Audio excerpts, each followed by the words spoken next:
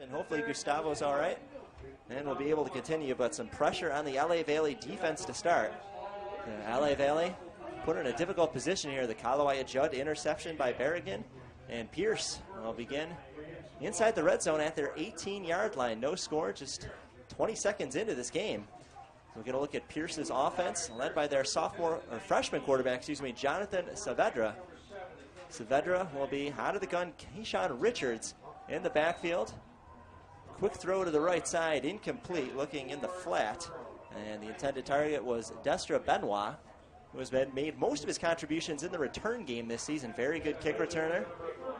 Hasn't been much of a factor in the receiving game this season. So Pierce incomplete on first down. And it'll be 2nd and 10 from the LA Valley 18.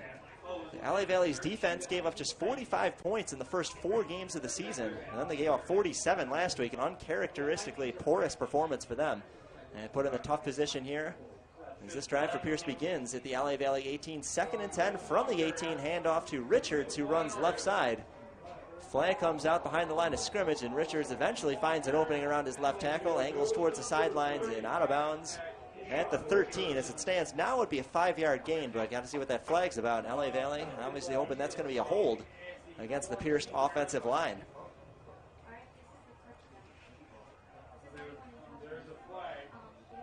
So while we wait word from the refs, tell you a little bit more about this Pierce offense. Saavedra, the quarterback, 4 interceptions last week, but they had a solid running game. Keyshawn Richards went over 100 yards. First 100-yard rushing game for any Pierce player this season. So holding against Pierce, David Sanders on the offensive line, freshman out of Orlando. Guilty of the hold. Ball will be moved back to the 29. And we'll repeat 2nd down. 2nd and 10 for Pierce at the LA Valley 29. LA Valley defense trying to hold tough. Saavedra will be out of the gun. He'll have Richards over his left shoulder. 3 receivers stacked up on the right side of the field. 1 receiver, now 2 on the left. As Richards moves into the receiver position, empty shotgun. And Saavedra airing it out into the end zone. Fade and intercepted by Craig Jones. Well, Craig Jones won the jump ball on a deep fade into the end zone and getting high fives, chest bumps from his teammates. As the teams have now exchanged interceptions to start the game. But what a play by Craig Jones. Go up, get that football, and prevent LA Valley from suffering any damage after the offense turned the ball over inside the red zone. Well, for Pierce, they're usually pretty good inside the red zone. They've been there 25 times this season. Coming into tonight, they came away with 18 touchdowns before that interception. LA Valley standing tall, wanting to make up for their worst defensive performance of the season last week. And so far, so good. Craig Jones, the interception, keeps points off the board. And Kalawaya Judd and the Monarchs offense out at the 20 following the touchback. No score, less than a minute in. They'll keep it on the ground with Baskerville. And Baskerville, run to the right side, gets a little bit of a push on the second effort from his right guard and tackle. And eventually forward progress stopped at the 23. So 3 yards for Baskerville to start. Now, Baskerville had his best game of the season last week. First Monarch to go over 100 yards on the ground. And 13 carries, 101 yards, 3 touchdowns. So he was part of the effort in the second half. Monarchs were down 3 touchdowns early in the third quarter. Eventually cut it to a 1-score game, but unable to complete the job. Fell to 3-2 on the season. 2nd and 7, LA Valley from their 23. Judd will stay out of the gun with Baskerville in the backfield, and flags come out as the ball is snapped. Question is who jumped first. I think it's going to be a false start.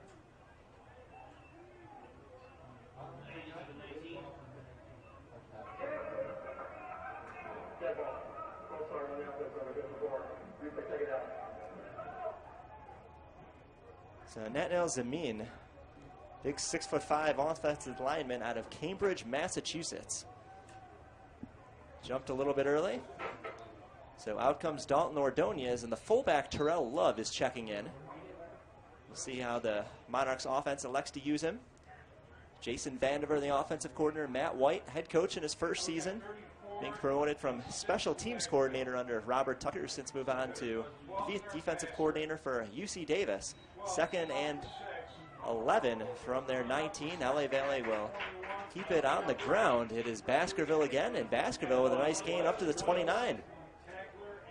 So Baskerville has looked good on 2 carries so far. Picks up about 10. He's got 13 yards on 2 carries, and LA Valley facing a very manageable 3rd and 1. Third downs have been a big problem for the Monarchs. On the season, they are just 18% over the last 2 weeks, 2 for 26. Need to do a better job, and here it is, 3rd and 1 from their 29. Judd out of the gun. They'll elect to throw. It's complete to Lorick at the 35. First down and more as Lorick has some room to run and takes it out to the 45. 16 yards on the first completion of the night from Kalawaya Judd to Jeremiah Lorick. A tackle made on the play by Matt DeManny in the secondary, freshman of Gulf Breeze, Florida. Right, a lot of Florida players on this Pierce team. No score, 2.5 minutes in. LA Valley on the move, 1st and 10 from their 45. Love is the fullback. Baskerville, the running back. He will get the handoff and power forward 2 yards straight ahead. Defensive line closed in quickly for Pierce. A couple guys in the area, including Joseph Branch and Josh Pierre Lewis, defensive lineman. Another guy out of Florida, North Lauderdale. Now, if you take a look at the Pierce Twitter account, you can see that they really take pride in the recruiting they do from the state of Florida. Do a better job of that than anybody in this conference. First game of conference play, by the way, tonight. 2nd down and 7, LA Valley from their 48. Play action rollout and incomplete into the ground. Judd looking for Devin Hextall. That play was, or the throw was around the line of scrimmage, and Pierce well defended. So I don't think they would have gotten much after the catch anyway. But still, incomplete. And it'll be 3rd down and 7 for LA Valley.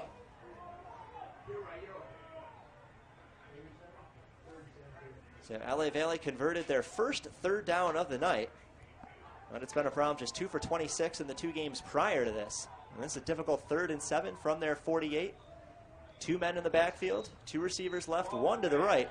Judd looking downfield, had some time. Now facing late pressure, looking for Schick, and incomplete. Ball knocked down at the 50-yard line. Good coverage on the play, Travis Kuntz.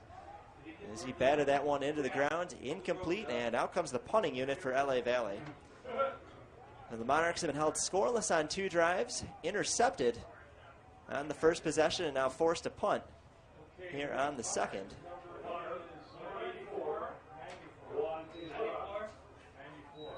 Now LA Valley set to kick this one away. And fair catch called for by Pierce inside the 15, made at the 13-yard line. Wesley Taus out of Orlando calling for the fair catch.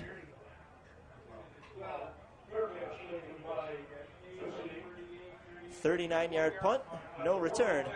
And Pierce will start from their 13-yard line. Aaron Rosenberg live with you on SportsNetUSA.net, welcoming you in from wherever you may be listening, Southern California or around the world. Special shout out tonight to former athletic director Chuck Ferraro. I want to wish him a speedy recovery from knee surgery. No, he's listening and watching tonight. Now Pierce, 1st and 10 from their 12-yard line.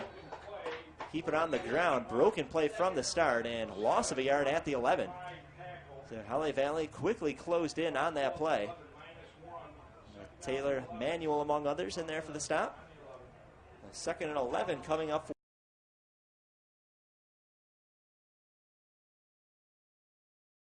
Losses and wins on the year. Lopsided defeat last week against San Diego Mesa, that one at home. And open to reverse their fortunes and the start of conference play tonight. Saavedra out of the gun on 1st down will give it away. And that is Richards. Hit behind the line of scrimmage again, so Pierce loses 2 on that play. Taylor Manuel quickly in there to make the stop. And Pierce has gone backwards on 2 plays this drive. So Pierce started around the 12.5-yard line. They have been backed up to their 9.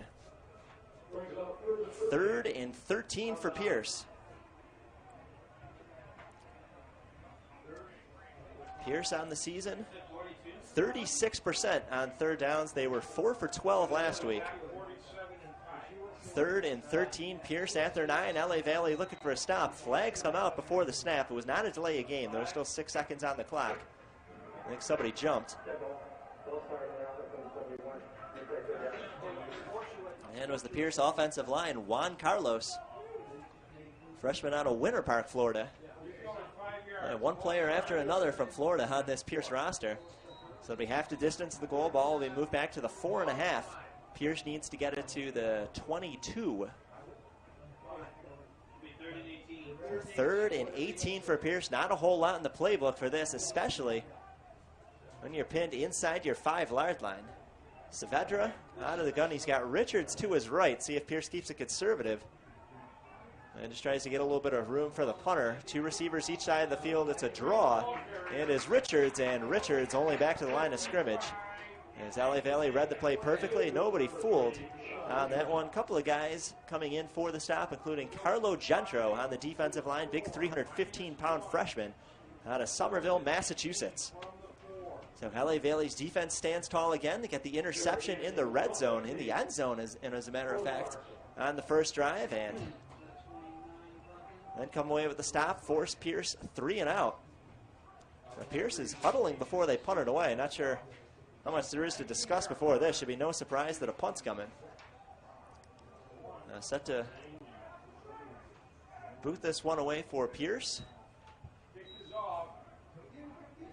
Waiting inside the end zone, it'll bounce at the 40. And Romeo Gunn can't handle it. Or Gary Gandy, excuse me, Gary Gandy. The punt returner bobbled it initially, but fortunately able to fall on it at the 40-yard line up here. So LA Valley going to get good field position to start.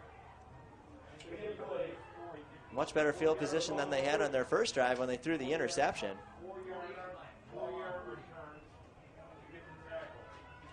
So best field position in the night for LA Valley. As Kalawaya Judd will lead the offense onto the field. Judd, inconsistent this year, just 47% completion rate, 3 touchdowns, 3 interceptions. They'll keep it on the ground with Dawson Schick. And Schick will cross the 40, only get to about the 39. Just not a whole lot of room to run for Dawson Schick. It's the defensive line for Pierce doing a good job reading the play. Stephen Berrigan with the stop, among others.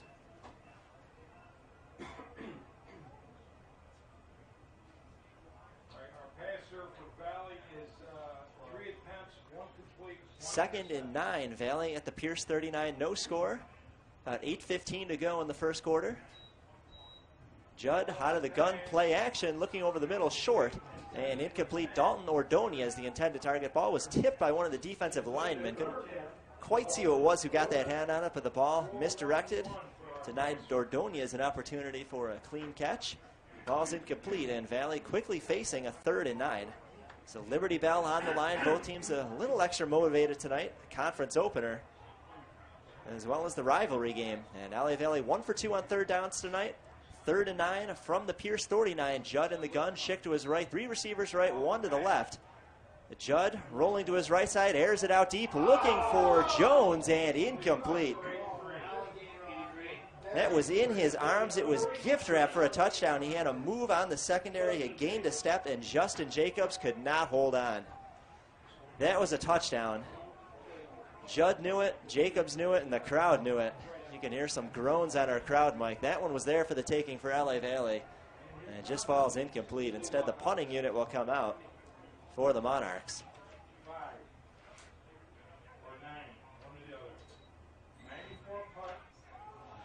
This one sent high into the air, directional kick to the right side, will bounce inside the 20. Eventually take a tumble out of bounds somewhere around the 15. So we'll see where the final spot is marked.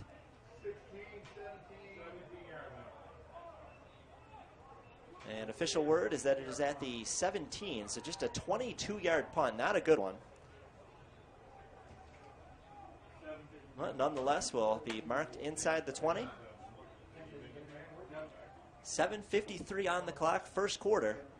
Still no score. Offenses have each stalled. Each offense has thrown an interception so far tonight.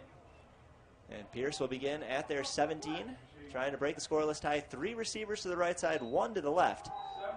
Saavedra looking right side, dumps it off short. It is complete at the 22, but nowhere to go after the catch. Nate Gedius with the reception. Coming over to make the stop was Diamond Harrell, coming in from the secondary, freshman out of Canoga Park. local guy from the San Fernando Valley.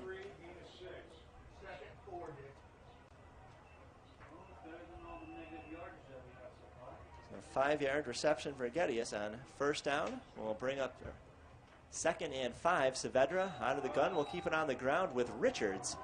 Richards run to the right side, picks up maybe 1. May have even been stopped at the line of scrimmage. It'll depend on the spot. And credited with the tackle for LA Valley, Craig Jones. 3rd down 4 for Pierce from their 17.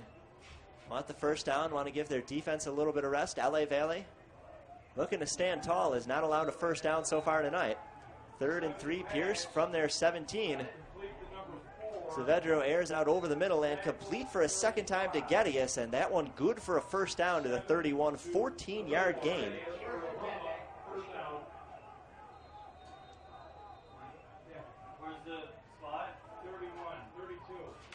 It'll be at the 32-yard line. A quick throw on first down again, this one to the 40.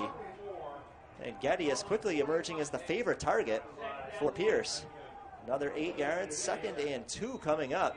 They'll run it with the no huddle, keep it on the ground. Sebastian Salguero checking in, giving Richards a rest, and Salguero, another local product from the San Fernando Valley, and has picked up the first down, crossing the 45 to the 47, 6 yards for Sebastian Salguero.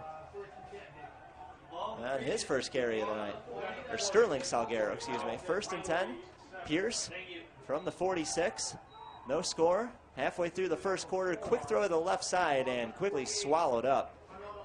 Was the target. With the reception, that was August. Damaris August picks up 1 to the 48.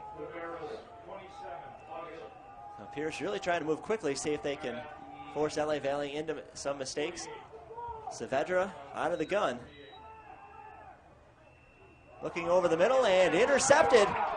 Intercepted at the 45 of LA Valley, and returning it onto the Pierce side of the field to the 35. That is Amir Postley, his 2nd interception of the season. And LA Valley already with 2 interceptions. Now Saavedra in the first quarter.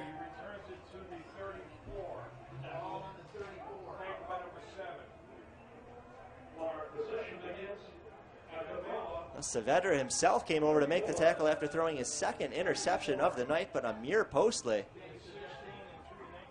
with the 2nd interception of the season for him, his second of for the Monarchs defense tonight, and with 5:38 to play, LA Valley will take over at the Pierce 34. 2nd time tonight, LA Valley's been on the Pierce side of the field and have not been able to come in with points either time. See if the 3rd time is the charm. Judd working out of the gun.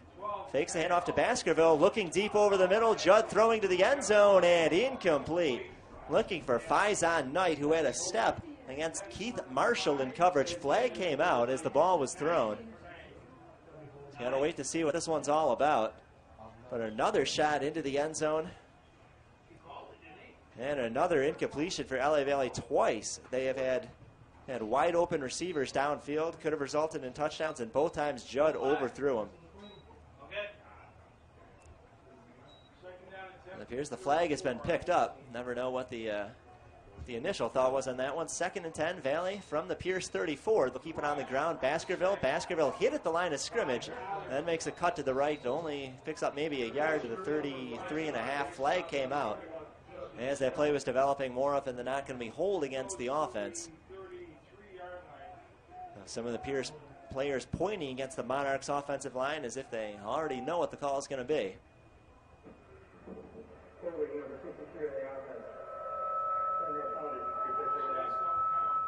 Wasier Sterling called for the hold. 6'4", 310-pound freshman out of West Catholic Prep in Philadelphia. When you're that big, hard to miss you on the field for an official. 5:24 to go first quarter. 10-yard holding penalty will back LA Valley up to their 44. 2nd and 20 for the Monarchs. Judd in the gun. Baskerville a few yards behind him. 3 receivers on the right side of the field, 1 on the left. That's Jeremiah Lorick. The shotgun snap, handoff to Baskerville, and a hit for a loss at the 47.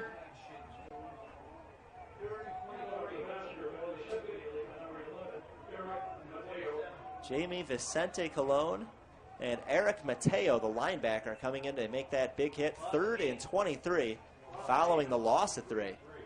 So Baskerville had some good traction on the first drive tonight, but hasn't gotten anything going since then. And for LA Valley, a struggling offense. 3rd and 23. Not a whole lot in the playbook for this, and we know the Monarchs' struggles on 3rd down well documented. They're 1 for 3 tonight, but 2 for 26 in the previous 2 weeks. Judd out of the gun, 4-receiver set, looking downfield, nothing there, and swallowed up at the 45 on the Monarch side of the field. Joshua Pierre Lewis with the sack, freshman out of North Lauderdale, Florida.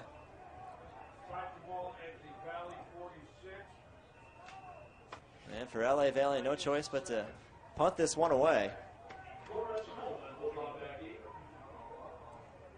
Snap not handled clean, but Monarchs just able to get this one away. Fair catch called for around the 10-yard line. Flag comes out. Before the fair catch, Lawrence Coleman waved everybody off and elected not to return the punt. We've got to wait to see what this flag is. Usually it's holding against the return team. But we'll wait to get the official diagnosis from our referee.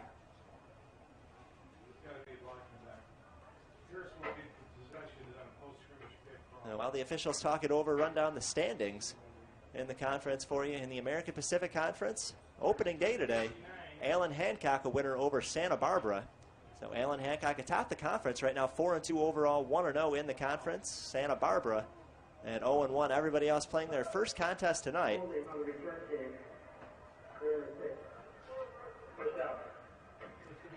So holding on Pierce during the return will back them up half the distance to the goal. And not good field position for Pierce to start. So Allen Hancock 4-2 in conference play. LA Valley 3-2. Antelope Valley and Pierce are 2-3. Citrus 1-4. And Santa Barbara is 3-3.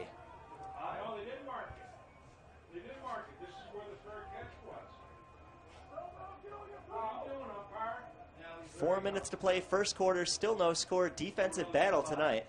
2 interceptions thrown by Pierce, 1 thrown by LA Valley. And after a half a distance to the goal, holding penalty enforced during the, well, would have been a kick return, a fair catch called for, so the hold really didn't even help. So the ball's been placed at the 5-yard line. Now the officials calling for a whistle again. We got a new quarterback in the game, Jakari Harrison. Harrison will give it away to Sterling Sagaro, and Sagaro with a big opening on the left side has the first down and more ahead of the 20. So he will take it all the way out to, wait for that spot, 25-yard line, 19-yard burst of speed for Sterling Sagaro. Sagaro averaging 4.5 yards a carry this season. His previous long was 16. That's his best run of the season, 19 yards, and a first down for Pierce. So Salguero standing to the right side of Harrison. In at quarterback, takes a pitch, looking right side. Monarchs closing in, and Salguero not going to have the same luck on his second carry. He's hit for a loss at the 24. And for LA Valley coming in to make the stop, that was Big Calvin Brown, 300-pounder out of St. Louis, Missouri. And 2nd and 11 coming up for Pierce. Sterling Sagaro lost a yard on first down. 3:15 to play, first quarter. And we've seen the Monarchs defense that we're more accustomed to. 45 points allowed first 4 games before they gave up 47 last week. Monarchs pitching a shutout thus far, trying to get the ball back for their offense. 3 minutes to go, first quarter, no score. 2nd and 11, Pierce from their 24. Harrison, play action, hit as he throws deep down the right sideline, tipped into the air and incomplete. He was looking for Joseph Branch, the leading receiver for Pierce. Good coverage all the way from Ferrier Adam in the secondary out of Forestville, Maryland. Good job to stay with the speedy target. Branch having a monster season. And the receiver slot for Pierce. Making his best game of the season last week. 5 catches, 146 yards and a touchdown, but denied on a deep throw that play. So it'll be 3rd and 11. Pierce from their 24. 2:49 to play, first quarter.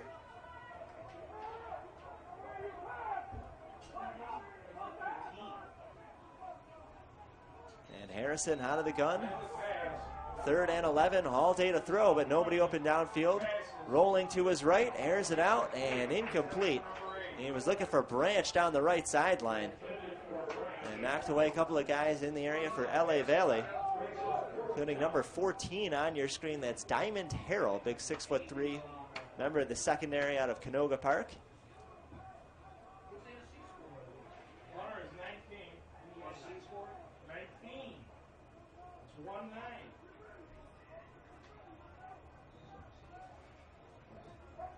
And Pierce set to kick this one away. Gary Gandy waiting at the 40-yard line. And John Picaro is the punter for Pierce. So Picaro, a 36-yard average this season. Longest is 59. Kick is high, it's spiraling. It's fielded by Gandy at the 44. Gandy called for the fair catch. Then started to run with it. He could have been flagged for that. But the fair catch called for at the 44. 30-yard punt, no return, and LA Valley with another good crack, a good field position at their 43.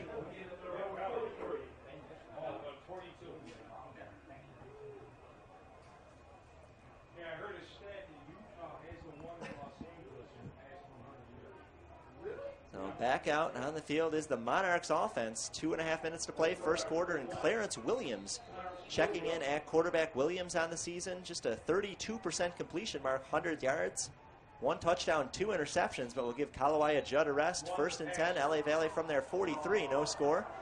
Williams out of the gun, under pressure, flush from the pocket, quickly tucks with the right arm, runs 45-50, has the first down and more as he dives forward, going to be close to the 40-yard line of Pierce, as he will be marked down at the 42. That's 15 yards for Clarence Williams on a scramble that was not designed. So Clarence Williams has some good running ability.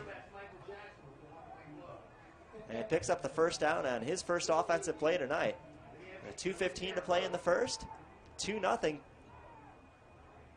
Cubs leading the Dodgers, by the way, in case you're wondering about the baseball score. 1st and 10 Pierce, or 1st and 10 LA Valley, excuse me. LA Valley at the Pierce 42-yard line, no score, 2 minutes to go in the first. Williams fakes the handoff and takes off on the keeper up the middle. Another good gain up to the 36, 6-yard burst for Clarence Williams, who has run it twice since entering the game. So LA Valley said it was going to be quarterback by committee tonight. They were hoping that Kalawaya Judd would just kind of take the reins and run with it tonight, but Judd off the mark threw an interception on the first drive for LA Valley and never got things going offensively after that. So Jason Vandiver and Matt White turning to Clarence Williams, who has shown off his legs with 2 nice runs so far. 2nd and 5, LA Valley at the Pierce 37. They'll keep it on the ground left side. That was Gary Gandy. Gandy to the 34, 3-yard pickup. It'll be 3rd and a short 2. First run of the night for Gandy, and LA Valley facing 3rd and 2. They are 1 for 4 on 3rd downs tonight. Taking their time, huddling up, making sure everybody's on the same page. Final minute of the first quarter, still no score. The opener of conference play tonight, Liberty Bell on the line in the rivalry game. Play clock down to 5. Williams is going to have to hurry. Gandy to his right, 2 receivers right and a tight end. Williams looking towards the sidelines and completes it to the 25, caught for a first down. Let's see who that was. Difficulty reading that jersey. That's Dalton Ordonez with a first down reception.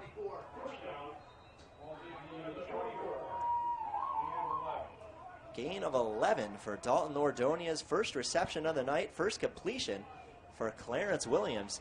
And LA Valley marching closer to the red zone. 18 seconds to go. First quarter could be the final play. 1st and 10. LA Valley at the Pierce 24. Still no score.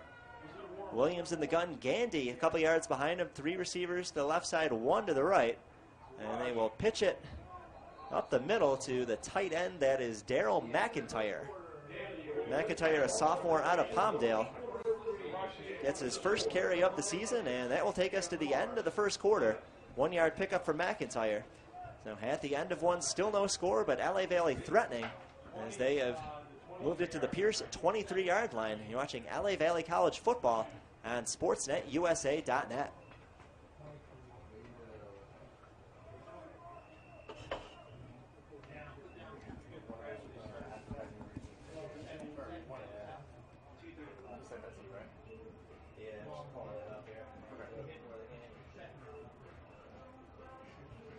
Something popped up. It said the stream stopped, so I clicked it, but now it's going again. It's not like we're enough.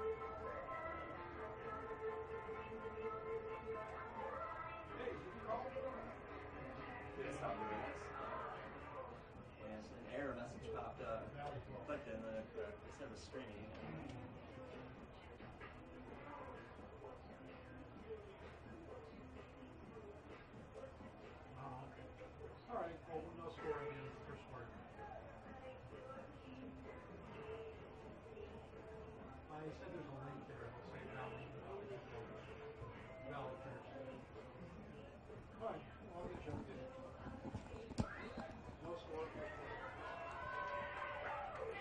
All games on SportsNetUSA.net are presented by Miller Toyota of Anaheim, where recent grads may qualify for a $750 rebate towards the purchase of select new Toyotas at Miller Toyota of Anaheim. Both 4- and 2-year degrees can qualify.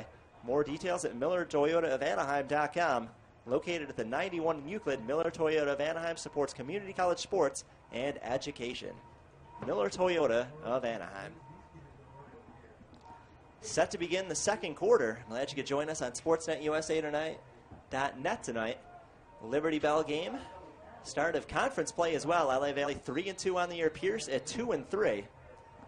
And LA Valley on the move. No score through 1 as we're set to begin the second. 2nd and 9 for LA Valley at the Pierce 23. Clarence Williams, the quarterback, working out of the gun, has Gary Gandy behind him. Schick, the fullback, to the left side.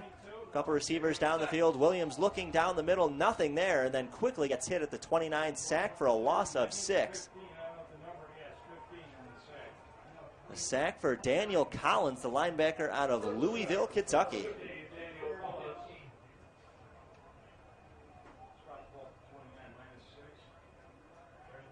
So a loss of 6 on the play will make it 3rd and 15. So LA Valley is 2 for 5 on 3rd down tonight. 3rd and 15 at the Pierce 29. Williams out of the gun. Looking short, looking for Jeremiah Lorick, and incomplete. Looks like Williams and Lorick just not on the same page. Williams threw the ball one way, Lorick turned the other. Williams was also hit when he released the ball. That may have played a factor in the misfire on the play. Ball is at the 29, would be a 46-yard field goal. And for Anton Burr, his longest of the season is 38, so I think it's probably longer than LA Valley wants to let him kick it. So they're going to leave the offense on the field. 4th and 15, LA Valley at the 29-yard line of Pierce. Looking to score first. They got a long way to go, though. LA Valley 39% on the season. 9 for 23. Williams out of the gun, and flags fly. Could be a delay of game as that play clock was winding down.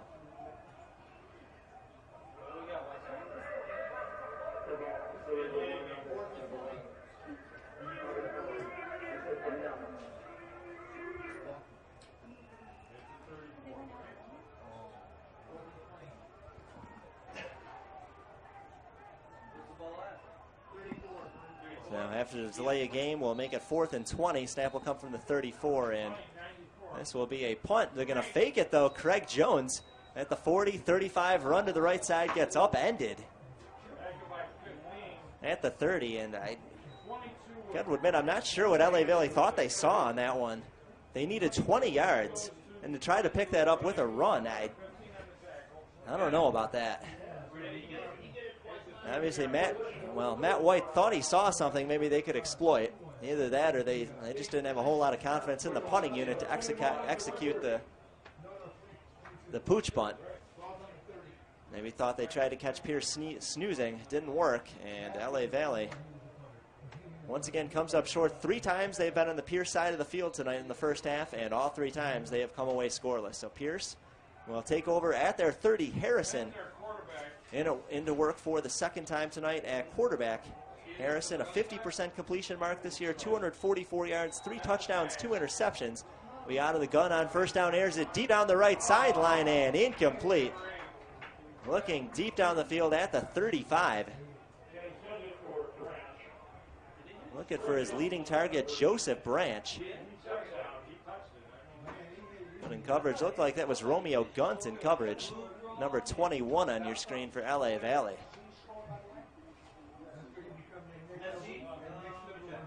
So Harrison deciding to trying to make the most of his opportunities, not knowing how long he'll be left in. He's played sparingly. This is the 5th game he's appeared in this season, but only 28 pass attempts in those 5 games, giving some rest to Jonathan Saavedra. Coach James Sims in his 3rd game as the interim coach for Pierce, trying to get a spark.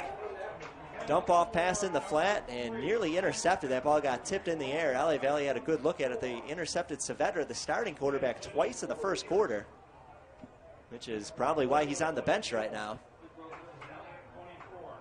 So the LA Valley defense is played very well. 3rd down and 10, Pierce at their 30-yard line. It's not a whole lot of fireworks offensively in this one for Pierce. Their longest play tonight, I believe, is the 13-yard run by Sterling Salguero, or a 19-yard run by Sterling Salguero. And movement on the line of scrimmage. And an obvious one against LA Valley. You can see number 89, Calvin Hampton Jr. has jumped across that line. It's a no-brainer for the official, unless somebody drew him, which I didn't catch. It's going to be offsides against LA Valley.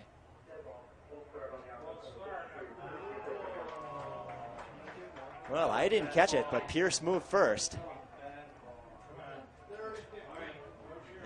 And Kelvin Hampton Jr., if he can hear me down there, probably saying, hey, I have a little confidence. I mean, no way I would have crossed the line unless somebody moved before I did. 3rd and 10 becomes 3rd and 15 for Pierce. And they are backed up at their 25, have not moved the ball well all night. Harrison out of the gun, 3 receivers right, 1 to the left. Under pressure, gets rid of it, airs it out deep and way over the head of the intended target, about 10 yards ahead of the intended wide receiver. That was Nate Gedius, who has 2 receptions tonight. But Harrison overthrew his man. Good coverage on the play anyway. There were 2 Monarch men in the secondary, so not sure a better throw even would have had much of a chance at being completed. 13:43 on the clock, second quarter, still no score. And LA Valley set to get the ball back with decent field position.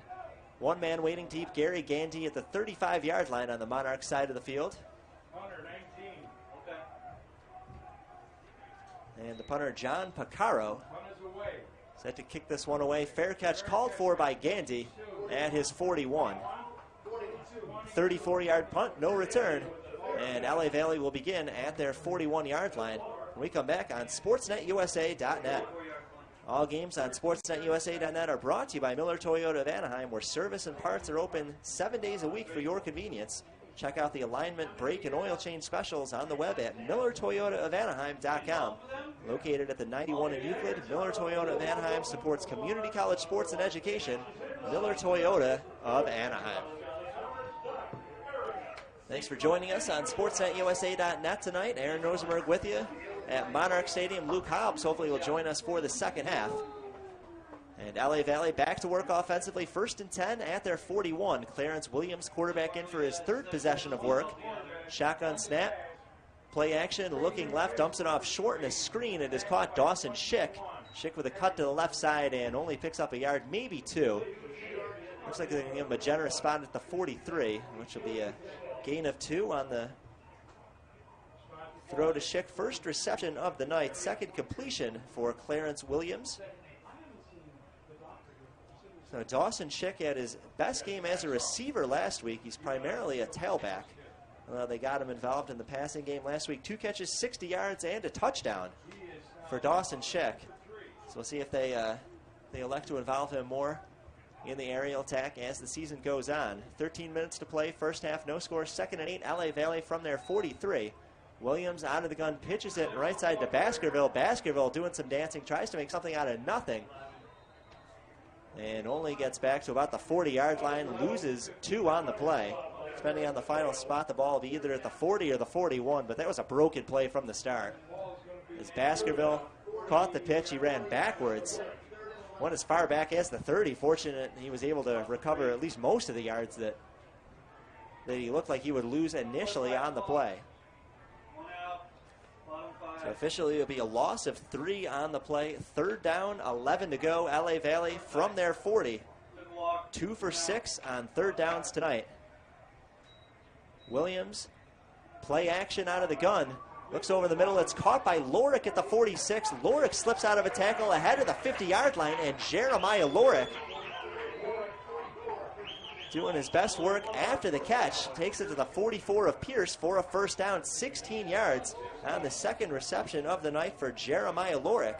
2 catches, 32 yards for him.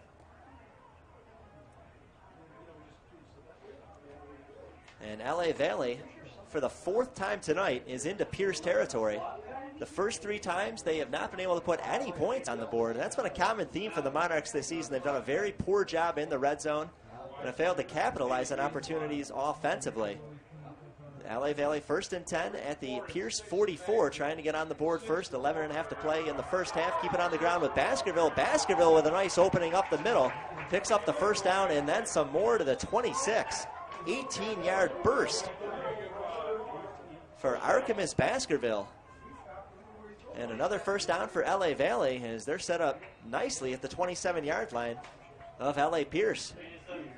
So Liberty Bell on the line. First game of the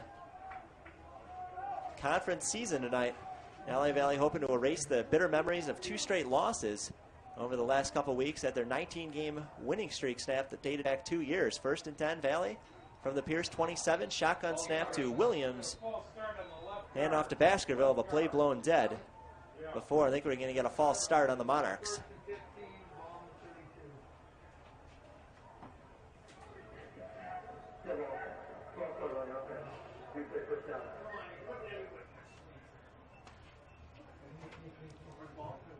Well, it feels like sometimes the Monarchs, when they make a couple good plays, can't get out of their own way, shoot themselves in the foot, either with penalties or misthrowing balls, and now have to overcome the false start penalty. Moving it back 5 yards. Ball at the 32 of Pierce, 1st and 15 for LA Valley. 10:45 to play in the first half at Monarchs Stadium. Williams in the gun. As Baskerville behind him, the fullback Love standing to his left. 2 receivers left, 1 to the right. Dumps it off short in the screen game, and it is caught at the 432 around the line of scrimmage. I think that was Baskerville who began as the tailback, and eventually he ends up catching the ball around the line of scrimmage. Tackle made on the play by Daniel Collins. So no gain on the play.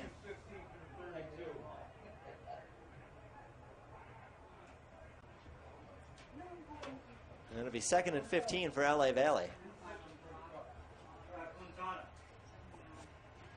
2nd and 15, LA Valley from the 32 of Pierce. Same formation in the backfield. It's Baskerville behind Williams. Fullback Love is to the right. Williams looking deep into the end zone and incomplete to Lorick. Led him by just a step too far. Jeremiah Lorick was in the end zone. He was open. He has 2 nice catches already tonight. And Williams electing to take a shot, go for the home run ball. And just overthrew it a little bit. So Lorick was in motion. He was running from right to left. He had crossed the goal line. And the ball just thrown a little bit in front of him. Incomplete. 3rd and 15 coming up. Well, that's the 3rd time that the Monarchs have thrown the ball into the end zone tonight. The first 2 receivers were wide open. They were basically gift wrap touchdowns. And LA Valley unable to cash in. 3rd and 15 from the Pierce 32. They'll keep it short with Baskerville, and Baskerville on the pitch is going to be close to the first down. Nice run on the left side inside the 20. He'll get to the 18. He needed 15. He got 14. And I think this is a no-brainer. I think you got to leave the offense on the field. 4th and 1, LA Valley from the 18 of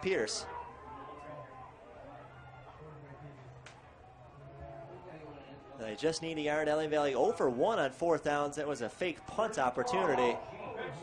And hit as he pitches it. Williams on the ground, gets it away to Baskerville. Baskerville with a run to the right side, stays on his feet, absorbs a couple of hits. And Archimus Baskerville to the 15-yard line. First down, LA Valley, a pickup of 3.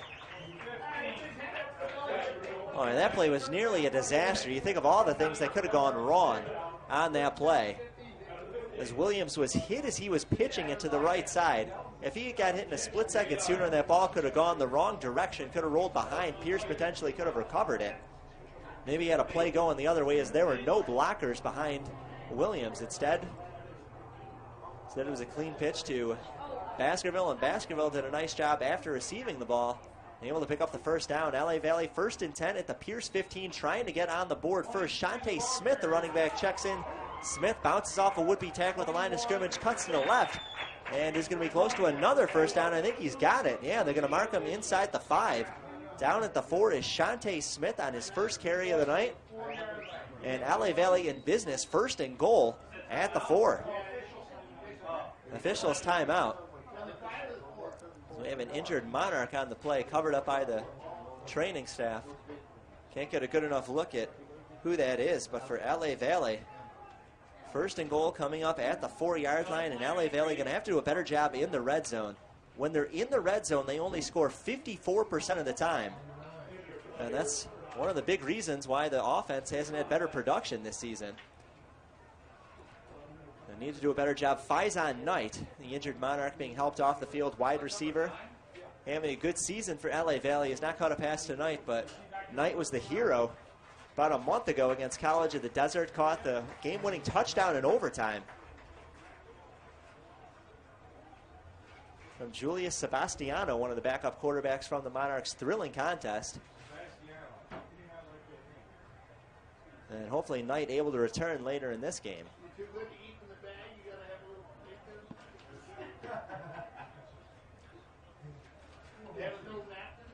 So injury timeout on the field in LA Valley. Looking to break the scoreless tie. It'll be 1st and goal at the 4-yard line. Well, the Pierce defense has played pretty well tonight, but starting to look a little bit tired here as LA Valley is just worn them out. Great play calling on this drive from offensive coordinator Jason Vandiver. Good mix of the run and pass, keeping Pierce off balance. 1st and goal at the 4-yard line. No score, 8:25 to play. In the first half, Williams out of the gun has Baskerville behind him. 2 receivers right, 1 to the left, and a tight end on the left side as well. It's Williams with 10 on the play clock, has everybody lined up. Faces the blitz, pitches it left side. Baskerville can't handle it. It's on the ground. Scrum for the football around the 10. And we'll have to wait for the officials to unpile the bodies to see who came up with it. Pierce is not acting too jubilant. Normally, if the defense thinks they have that football, they're celebrating, they're banging each other on the helmets, and based on that alone, I'm gonna maybe think that LA Valley able to fall on the ball. And LA Valley able to recover it. Ingram Scroggins, number 50 on the offensive line, able to fall on it. Sophomore out of Owing Mills, Maryland. Playing the hero there. Boy, what a disappointment that would have been if LA Valley. A tackle made for Pierce by the mystery man, number 94, who we don't have listed on our roster. Now LA Valley will kick this one away. Low snap into the ground. It's high, it's end over end. Fair catch called for at the 16. And then it bounces inside the 10. So poor play there as Lawrence Coleman couldn't handle the reception. That was a live football as he touched it around the 20-yard line. LA Valley gave good chase. But eventually it was Lawrence Coleman able to recover his own fumble. Pierce is going to start with horrible field position at the 9-yard line.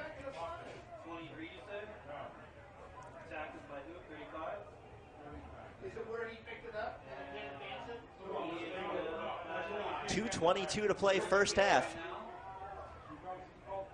Scoreless tie, 1st and 10 Pierce, starting at their 9-yard line. Back in the game is Jonathan Saavedra, starting quarterback, who threw 2 interceptions in the first quarter. He'll be out of the gun, first down Quick snap and quick throw to the right sideline, incomplete. He was looking for Branch, leading receiver. Ball was underthrown into the turf, and incomplete will bring up second down. So Pierce, who averages 33 points a game offensively this season, has not been able to find their mark at all. They had just 13 in the loss against San Diego Mesa last week. They've really gone backwards as an offense over the last couple weeks. 2nd and 10. Pierce from their 9. Well, keep it on the ground. This is Sterling Salguero back in the game, and Salguero, tonight's leading rusher, gets around the left tackle and eventually works his way out to about the 14. So 5 yards for Salguero, who has 23 on the night for Pierce.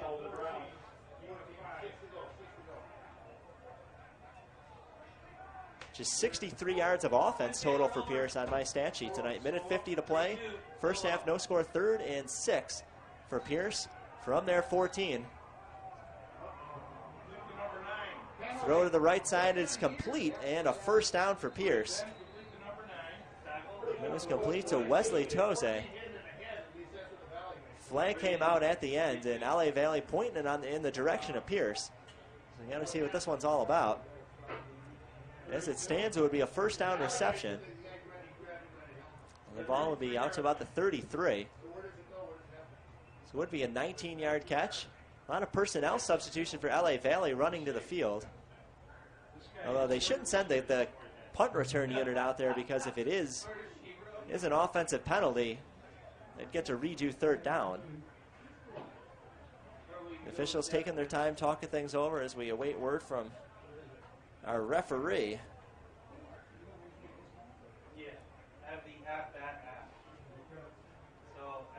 There's John Falaktu.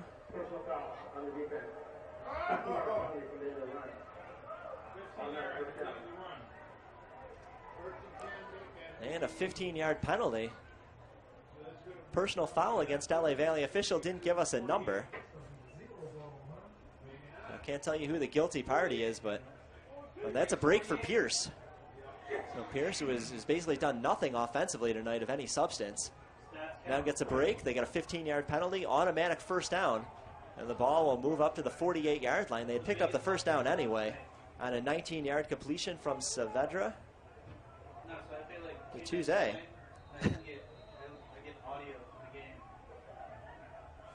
Now 1st and 10, Pierce at their 48, minute 40 to play, no score in the first half.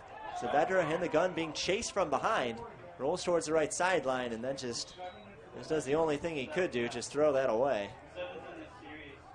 Hot pursuit coming from Jesse Hernandez, defensive lineman, freshman out of Arleta, California, in the San Fernando Valley. It's a lot of out-of-state guys on these rosters, but a lot of local products as well for both teams.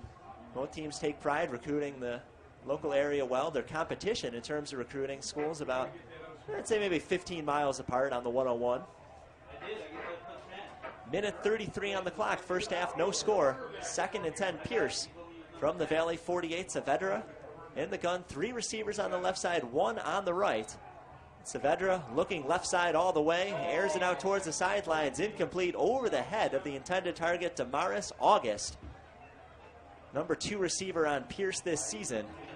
And incomplete, good coverage all the way for LA Valley. Triple coverage, in fact, it was Adam, the cornerback in the secondary, who stuck with him all the way. Help was coming from Ivan Myrtilis. And LA Valley's defense, who has stood tall all night long, looking for one more 3rd down stop before the end of the half. Minute 27 on the clock. First half, no score. 3rd and 10, Pierce at their 48. It's Saavedra staying in the gun, where he's worked pretty much the whole night. Him and Harrison have worked out of the gun. Saavedra looking downfield, 4 receiver set. Here comes the pressure. Saavedra escapes to the right side, pointing to the receiver to go deep down the side. Takes off with it eventually, and nobody home, out of bounds around the 45 of Valley. Flag comes out at the end of it. There was a Pierce player downfield. The offensive lineman Juan Claros, freshman out of Winter Park, was downfield, and if you're LA Valley, you're hoping maybe he held somebody along the way. LA Valley was already called for a personal foul penalty defensively earlier on this drive, gave Pierce a free 15 yards. And we're waiting for the officials to tell us what this yellow flag is about.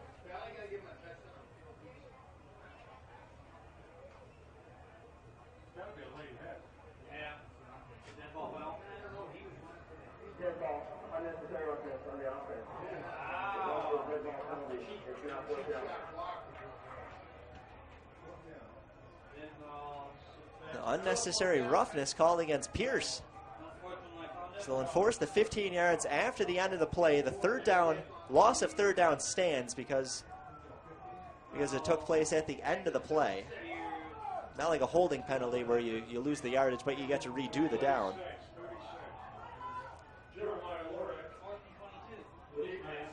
And Jeremiah Lorick waiting deep for LA Valley at their 28. And set to punt this one away for Pierce. As John Picaro kicked a beauty on his last punt, 51 yards, and no return. Snap is clean and gets this one away high. Good hang time. Lorick backpedaling, receives it at the 20.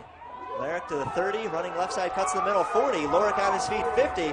Lorick, 40 of Pierce, slips out of another tackle to the 35 on the Pierce side of the field. 45 yards on the return, excuse me.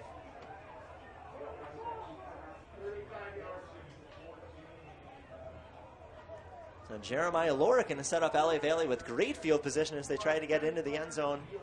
They'll have one last opportunity at it before the end of the half. 59 seconds, 2 timeouts for LA Valley to work with. They've been on the Pierce side of the field 6 times tonight, but have been unable to score. Hoping that lucky number 7 will be the time they get into the end zone, or at least come away with a field goal. LA Valley missed a 33-yard field goal in the second quarter tonight. Would have put them on the board. Now, we'll see who the quarterback is for this drive, and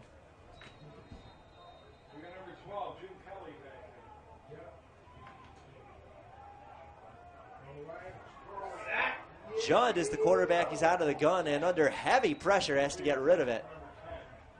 Ordonez was the closest receiver to him around the 30-yard line, though. Not sure if Judd was just throwing it away or if maybe he was trying to sneak it to Ordonez. Either way, though, the throw sailed out of bounds. Incomplete. And it will be 2nd and 10 for LA Valley.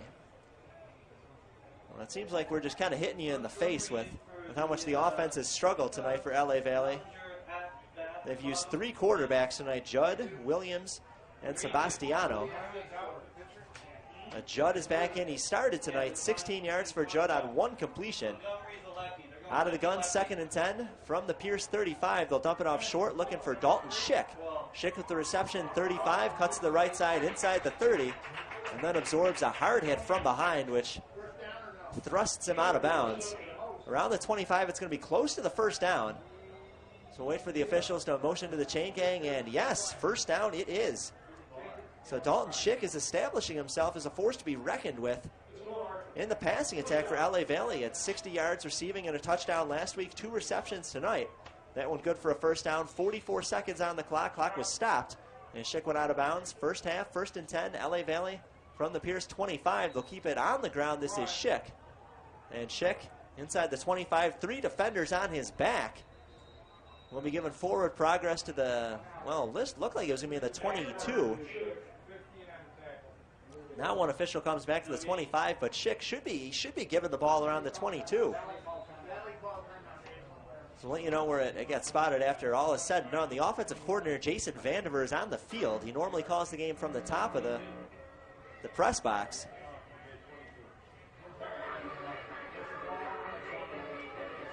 But they'll give the ball at the 22, 3-yard gain for Schick. And timeout LA Valley, that's their second charge timeout. They'll have 1 remaining, 34 seconds on the clock in the first half. 3rd and 6, LA Valley. When we come back from the 23-yard line, you're watching LA Valley College Football on SportsNetUSA.net. All games on SportsNetUSA.net are presented by Miller Toyota of Anaheim, where recent college grads may qualify for a $750 rebate towards the purchase or lease of select new Toyotas at Miller Toyota of Anaheim. Both 4-year and 2-year degrees can qualify. More details at MillerToyotaofAnaheim.com. Located at 91 in Euclid, Miller Toyota of Anaheim supports community college sports and education. Miller Toyota of Anaheim. Monarchs send the offense onto the field after the timeout. No score, 34 seconds remaining in the first half. 2nd down and 8 for LA Valley at the 28 of Pierce. Judd out of the gun, can't handle the snap, picks it up, recovers, then throws it over the middle. It's complete to Lorick. And Lorick absorbs a couple of shots from the side and takes it all the way to the 10-yard line. 13 yards on the reception for Jeremiah Lorick, his third of the night. 3 catches, 45 yards. And LA Valley in business, going with the no huddle. Judd out of the gun, can't handle the snap, hit. And then the ball's on the ground, and Pierce recovers it again. And Jason Vandiver, offensive coordinator on the field, is hot. They were running the no huddle offense. Vandiver having words with his offensive line that collapsed quickly, allowed Pierce to get in there, recover that fumble, and LA Valley blows another opportunity to get on the board in the first half. On my count, that is 7 times LA Valley was in Pierce territory in the first half, and no points to show for it. That is simply inexcusable. That's why Jason Vandiver's face is bright red on the field. He left the top of the press box, went onto the field. I guess he just needed to talk to his offense and try to get some spark into them. We'll see what Pierce elects to do with it. 15 seconds on the clock, and they're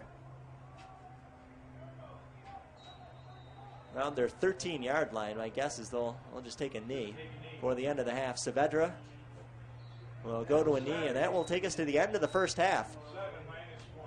An ugly first half it was, but give a lot of credit to the defenses that played well and forced turnovers.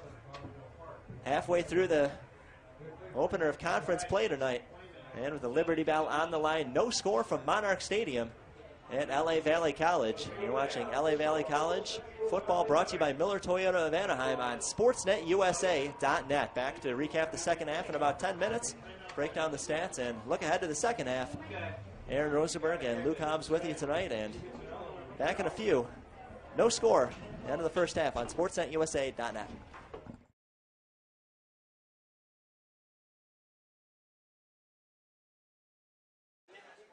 Back with you for the second half on SportsNetUSA.net. Aaron Rosenberg going solo with you tonight. Luke Hobbs working the camera tonight. We'll have him back with us in 2 weeks.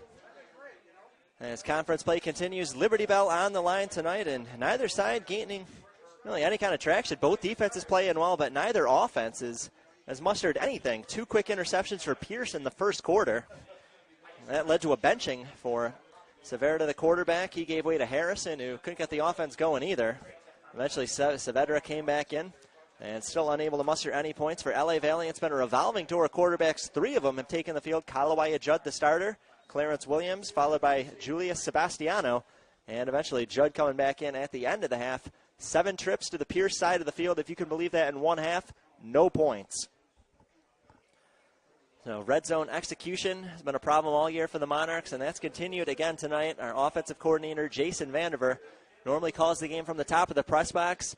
He came down onto the field. His face was bright red. He was furious when this offensive line with his quarterbacks and really just with everybody for the failure to execute inside the red zone. Should have had a few scores at least. Missed a 33-yard field goal towards the end of the half. So LA Valley should at least be up 3-0, if nothing else. As Pierce will receive to start for the second half. Kick is deep. It'll bounce inside the 5.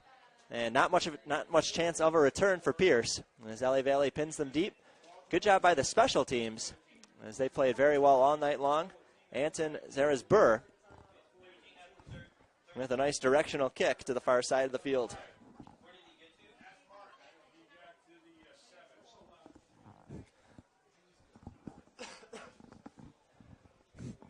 It looks like the ball will be spotted at the 7 after all is said and done. Now Pierce set to begin at the 7-yard line. And taking a look at some of the first half stats for the Pierce offense. Saavedra, quarterback, threw for 43 yards. Leading rusher was Sterling Salguero, who picked up 23 on the ground. And that was about it. 2 interceptions for Saavedra in the first half led to a benching. He gave way to Harrison. Harrison, I don't believe, completed a pass in the first half. So Saavedra is back out there. And they will keep it on the ground on first down. It's a run straight up the gut, just trying to buy a little bit more breathing room away from the goal line. Pick up maybe a yard out to the 8. Looked like I think that was Richards. I'm waiting to see the jersey number. It was Keyshawn Richards into the game, given way for just a yard by his offensive line. So Richards with only 10 yards on the ground of the night, and that's coming off his best game of the season last week. 106 yards and a touchdown, including a big 75-yard burst of speed in the loss against San Diego Mesa last week. 2nd and 9. Pierce from their 8-yard line. Keep it on the ground again. Once again, it's Richards. And Richards out to the 11. 3-yard pickup for Richards.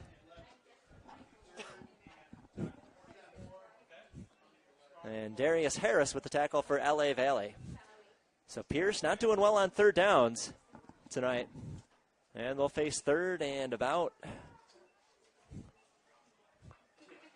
7 to go, we'll say. Snap will come from their 11-yard line.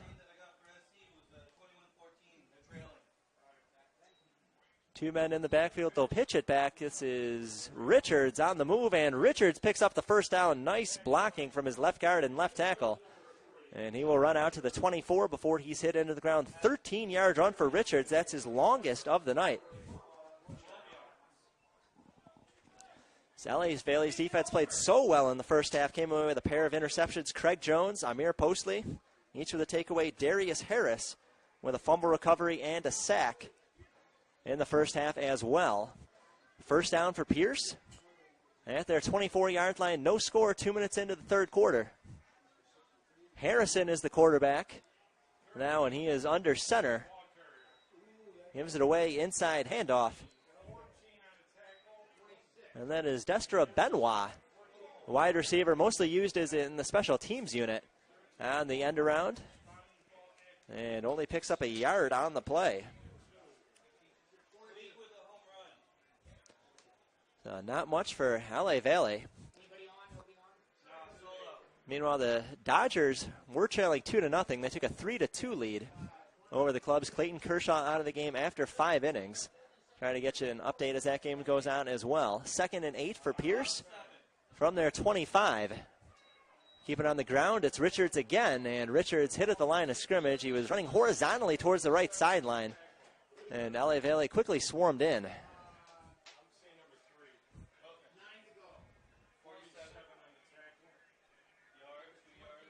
Nice tackle on the play by Amir Postley, who had the interception in the 1st quarter.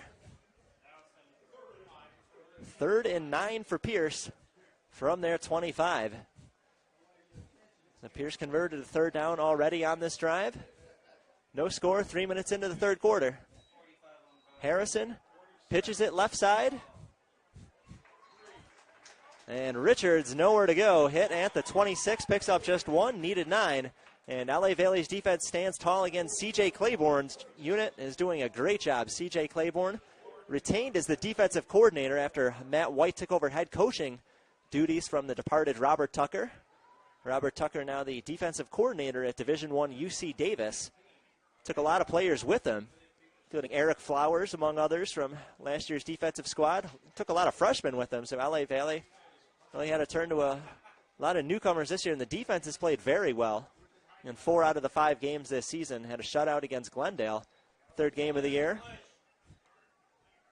Caro's punt is to the 35-yard line of LA Valley. No return, as it will finally be stopped at the 34.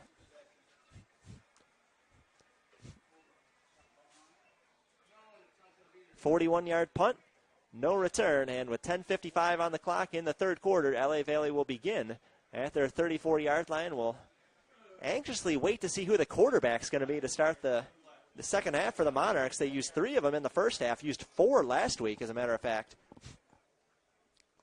Kalawaya Judd has seen the most snaps. He threw for 41 yards and an interception in the first half. Clarence Williams threw for 32.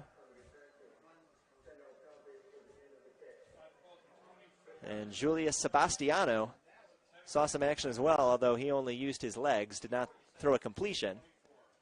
There was a block in the back during the non-return for LA Valley on the punt, so that'll back them up 10 yards. Instead of starting at their 34, they will start at their 24. So it'll be Kalawaya Judd at quarterback, 41 yards in the first half for him. Had his best game of the season last week in the second half, or one of his better games, 9 for 13, 143 yards, and a touchdown. But not playing well tonight. He'll work out of the gun on first down, give it away to Baskerville. And Baskerville hit at the 23, lost a yard on the play. The Pierce defensive line quickly broke through the LA Valley Monarchs blocking. Baskerville now with 39 yards on the evening. Is the leading ball carrier for LA Valley. And Baskerville had the first 100-yard performance of the season for any Monarch running back. 101 yards and 3 touchdowns last week. They got to find a way to get them going, get them into the end zone tonight. 2nd down and 11. LA Valley at their 23, no score. Nearly 5 minutes gone by in the 3rd quarter. And Judd out of the gun, aired it out on the left sideline. Hit as he threw, was incomplete, and a flag came out at the end of the play. Looking for Justin Jacobs, the intended target. He was around the 40-yard line in 1st down territory. I got to see what the flag's about. And about to get the word from our referee.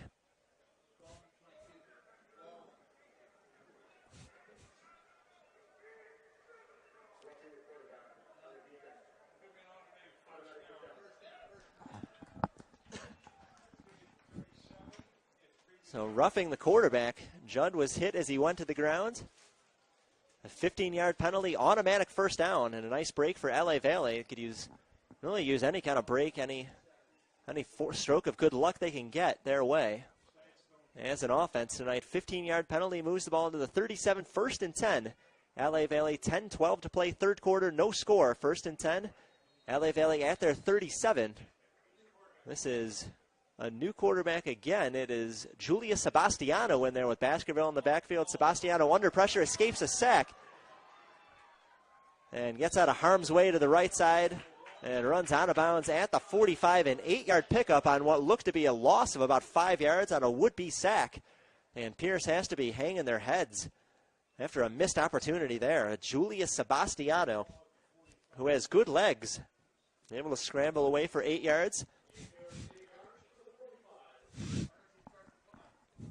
3 quarterbacks in the first half for LA Valley, 2 already on their first drive. Sebastiano, 2nd and 2 from his 45, low snap in the ground, able to pick it up, recover, look over the middle, it's complete to Jeremiah Lorick, and Jeremiah Lorick with a 1st down at the 37-yard line on the Pierce side of the field. That's an 18-yard completion to Jeremiah Lorick, first completion of the night out of the right arm of Julia Sebastiano. And a nice night for Lorick, who did not have a catch last week. 4 receptions, 63 yards tonight. LA Valley for the 8th time this evening into Pierce territory, but they have not come away with points on any of them. Still no score, 9:40 to play in the 3rd. 1st and 10, LA Valley from the Pierce 36. Baskerville in the backfield. Takes the handoff out of the gun, and down he goes at the 39. Loss of 3 on the play. So Baskerville has carried the ball twice on this drive to start the 3rd quarter, and he's lost yardage on both of his carries. Just 36 yards for Baskerville tonight. There's no semblance of any consistency. Offensive coordinator Jason Vandiver is on the field.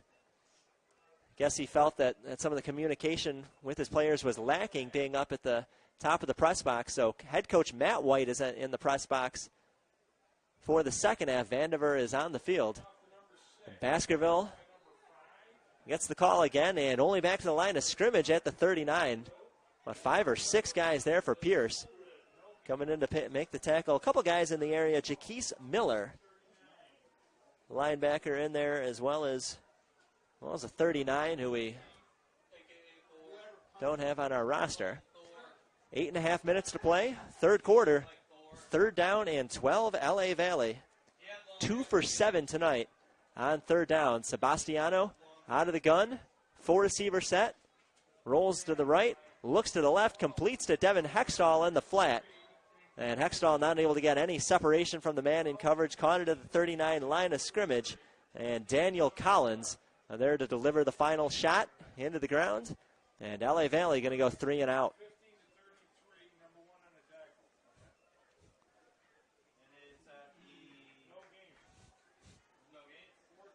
No gain, 4th and 12, LA Valley from the Pierce 39. They're going to have to send this one away. They're going to try to pin LA Valley inside the 20. It'll bounce at the 5-yard line. Beautiful punt. And LA Valley will down it at the 6. 27-yard punt, no return. Won't look impressive in the box score, except they pin Pierce at the 6-yard line. So Pierce pinned deep, no score, 7:39 to play 3rd quarter. watching LA Valley College football on SportsNetUSA.net.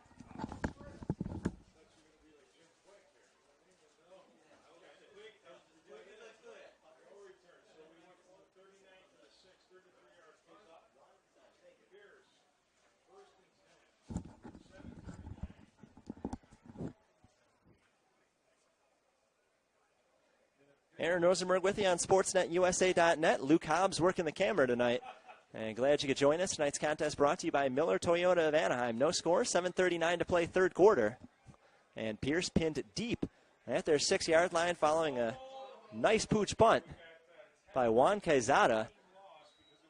And Harrison under center for Pierce fumbles the snap on first down. Ball's on the ground, but Pierce able to recover it. Boy, that was a near disaster. And for Pierce, that was Jakari Harrison, the quarterback, able to fall on his own fumble.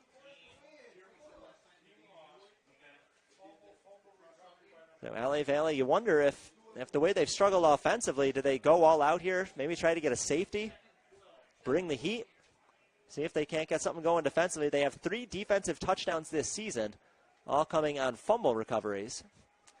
LA Valley stacking the box on the defensive line of scrimmage.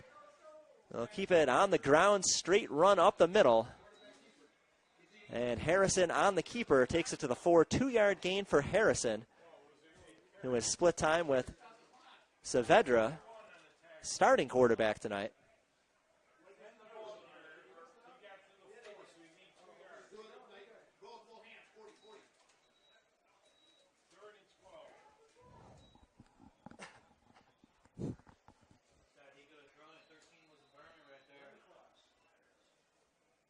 So 3rd down at 12 to go. For Pierce, LA Valley looking for another 3rd down stop. They have been solid all night long defensively. Pitching this shutout, already 1 shutout to their credit this season against Glendale in the 3rd game of the season. And movement all over the place on the line of scrimmage.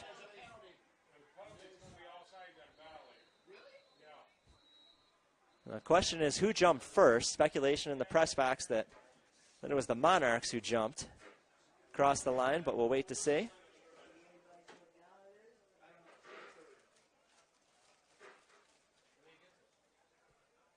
Waiting for the signal from our referee.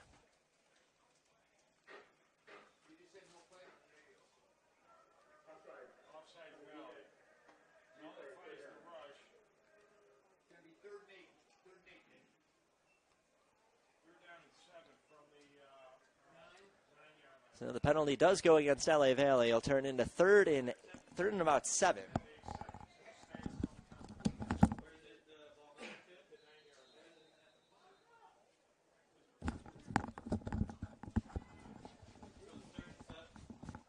Third and 7 for Pierce at their 9-yard line.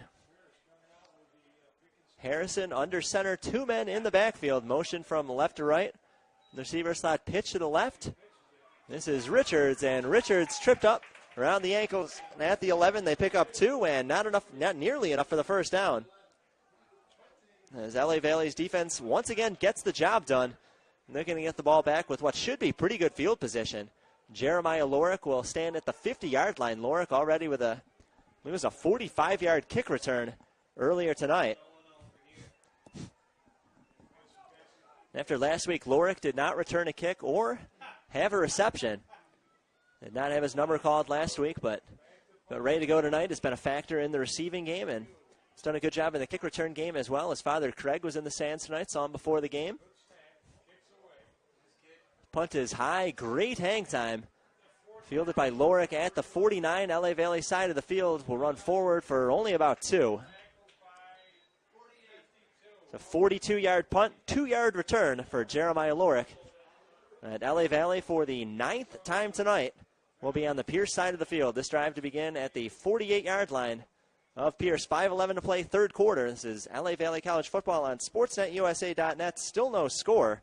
And want to remind you that tonight's game brought to you by Miller Toyota of Anaheim, where service and parts is open 7 days a week for your convenience. Check out alignment, brake, and oil change specials on the web at MillerToyotaofAnaheim.com. Located at the 91 in Euclid, Miller Toyota of Anaheim supports college sports and education Miller Toyota of Anaheim. 5:11 to play, third quarter. LA Valley beginning at the Pierce 48. Sebastiano, the quarterback. Gary Gandy, the running back. And Gandy takes the handoff, cuts to the right side, and breaks free to the 43. Nice 5-yard pickup for Gary Gandy on what is only his second carry of the night. So Gandy had some success a week ago, averaged 7.5 yards per carry on the ground last week against Mount San Jacinto. But has not been a factor in tonight's contest. Just 2 carries, 8 yards. 2nd and 5, Valley from the 45 of Pierce. Sebastiano, play action, looking left side, completes it to Justin Jacobs. And Jacobs with a nice catch inside the 25, picks up a few more after the catch before going out of bounds at the 20. 25 yards on the completion from Julius Sebastiano to Justin Jacobs. First reception of the night for Jacobs. He was targeted a couple times in the first half, but unable to haul any of them in. Victim of inaccurate quarterbacks who just couldn't put the ball into his chest. No score, 4:15 to play in the third. 1st and 10, LA Valley at the Pierce 20. Sebastiano out of the gun, ducks under a would-be sack, escapes the pressure, throws to the right side. It's complete on the numbers at the 11-yard line. Jeremiah Lorick with another reception. That is 5 catches, 74 yards for Mr. Lorick tonight. And that one good for another 10 yards and a first down. 1st and 10, LA Valley at the 12. They've been into the red zone a few times tonight and have gone scoreless. Sebastiano in the gun, Gandy behind him, Love, the fullback, to his right. Gandy to the right side, gets a block from the fullback, Love, and Gary Gandy 11 yards into the end zone. Touchdown, LA Valley.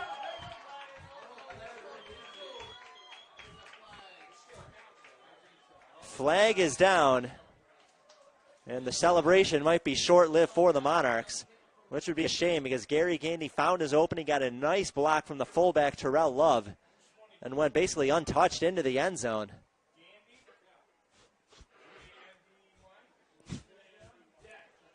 So both sides nervously waiting the announcement from the officials. LA Valley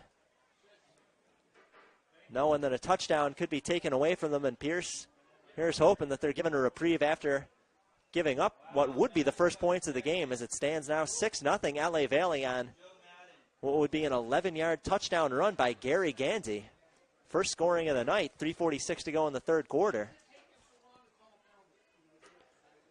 The officials taking a lot of time talking this one over as both sides just getting more and more nervous, anxious, waiting to find out their fate. The crowd getting excited as well.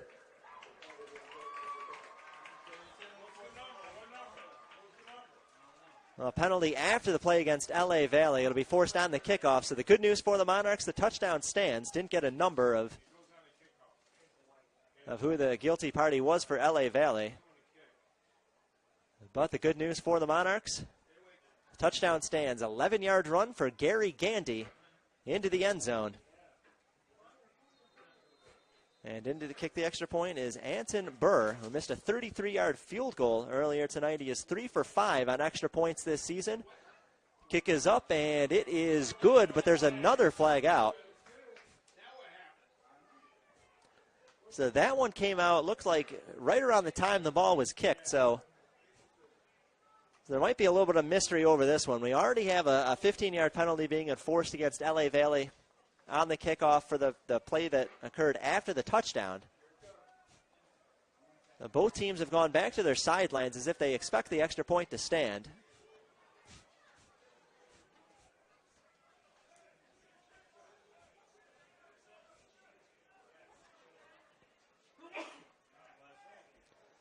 The officials having a word with the LA Valley sideline. Head coach Matt White is working from the top of the press box tonight, so I assume he was on the headset.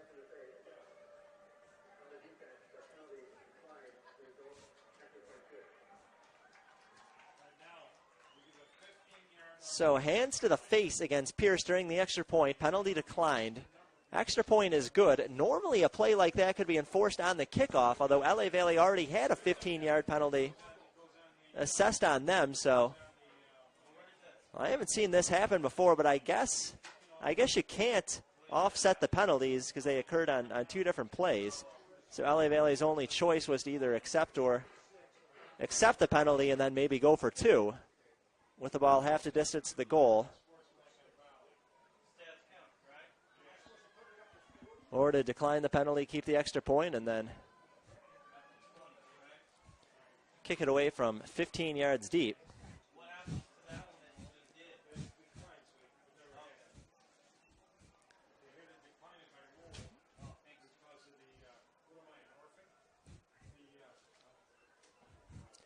So LA Valley will kick this one from the 20 instead of the 35.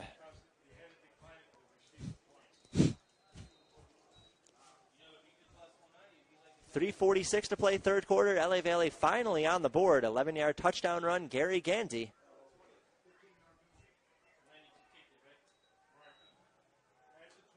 And his kick to the 24. And the returner slipped as he crossed the 30-yard line. So not much of a return by Dimitri King out of Apopka, Florida. Another Florida guy on this Pierce team. It feels like half the team is from the state of Florida for Pierce. So 7 points feels like all the difference in the world at this point. And now the pressure back on the defense to maintain this lead that the offense works so hard to finally capture. That score eluded them all night long. 9 trips onto the Pierce side of the field. Finally, on the magic number 9, they come away with a score. Harrison, the quarterback, gives it away on first down. It is Richards, and Richards with the first down running along the near sideline. Head of the 50, out to the 46. 22 yards for Richards. And what's been an up and down night for him. Now with 50 yards on the evening, that's his best run of the night. 24-yard run for him. The ball will be spotted at the 46-yard line. 22-yard run, excuse me. Ball at the 46-yard line of LA Valley. T formation. Keep it on the ground on first down and maybe 1 yard to the right side to the 45.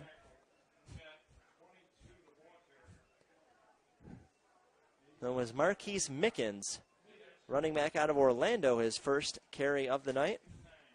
Mickens on the season, just 95 yards, averaging about 4.5 yards a carry, so he's played well when he's gotten into the game, but only averaging about 4 yards a carry to this point. Harrison under center, 2 men in the backfield, 2nd and 9 from the Valley 46. And run up the middle. This time was Levante Jones. And Jones carried to the 41. Gain of 4. And Levante Jones on the season, just 5 carries, 20 yards for him. So some of the backups seeing some duty for Pierce on this drive, but the big play to get them going was Richards with a 22-yard run to start it. 2 minutes to play, third quarter, 7-0. LA Valley, third down, 5 to go for Pierce at the LA Valley 41. You can hear in our crowd mic fans stomping the seats, trying to pump up the defense.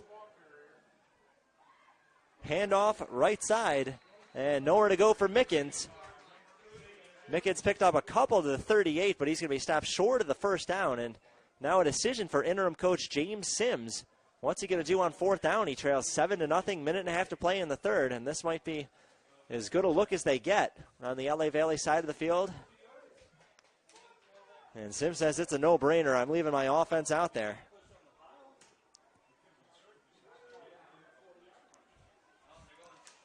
Offense on the field. Harrison under center. 2 men in the backfield. 2 receivers to the left side. 4th and 2 from the 38. And with the play clock winding down, Pierce will take a timeout. So Pierce will spend their first timeout. Comes with a minute 11 on the clock in the third quarter. 7-0 LA Valley, and Pierce facing a 4th and 2 at their 38. Need to get to the 36 of LA Valley. The correction ball is on the LA Valley side of the field. So Pierce's best options for this, probably the running game, as Richards has had a couple of nice runs tonight. Mostly has struggled, but had a nice 22-yard run to open up this possession for Pierce. They haven't gotten much of anything going through the air tonight. 43 yards of passing, all of them, though, for Saavedra. It was the starting quarterback. It's the backup Harrison who was on the field, though. He has not completed a pass tonight, so got to figure them to keep this one on the ground.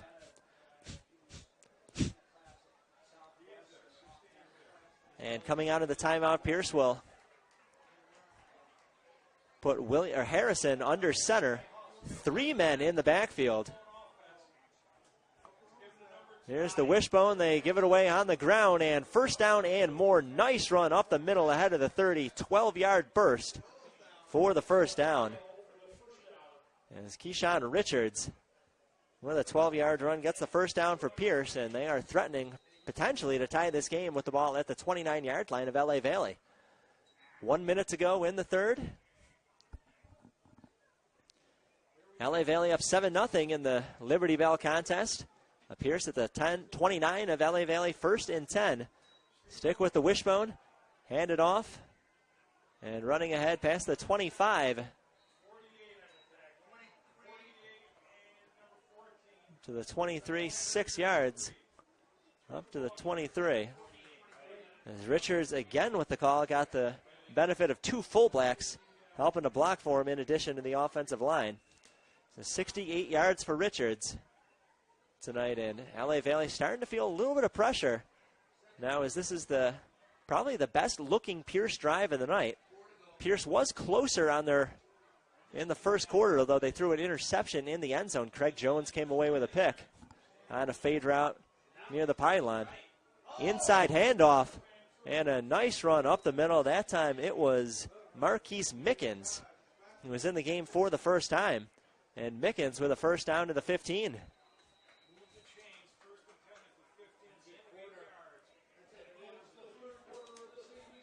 And that will take us to the end of the third quarter. So LA Pierce on the move at the 15-yard line of LA Valley. Monarchs just got on the board, though, for the first time. 11-yard touchdown run, Gary Gandy. And at the end of 3, LA Valley 7 and Pierce nothing. You're watching LA Valley College football on SportsNetUSA.net.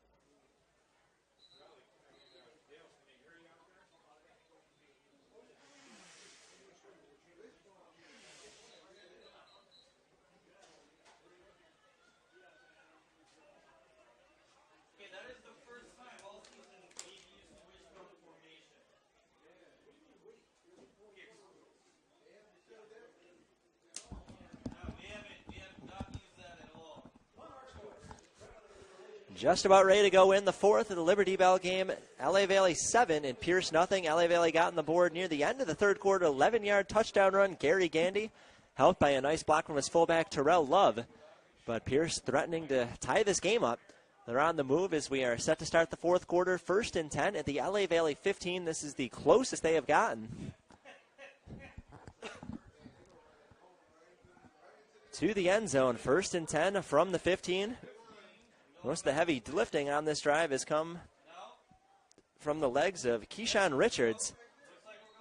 40 yards on the ground this drive for Richards. Wishbone formation.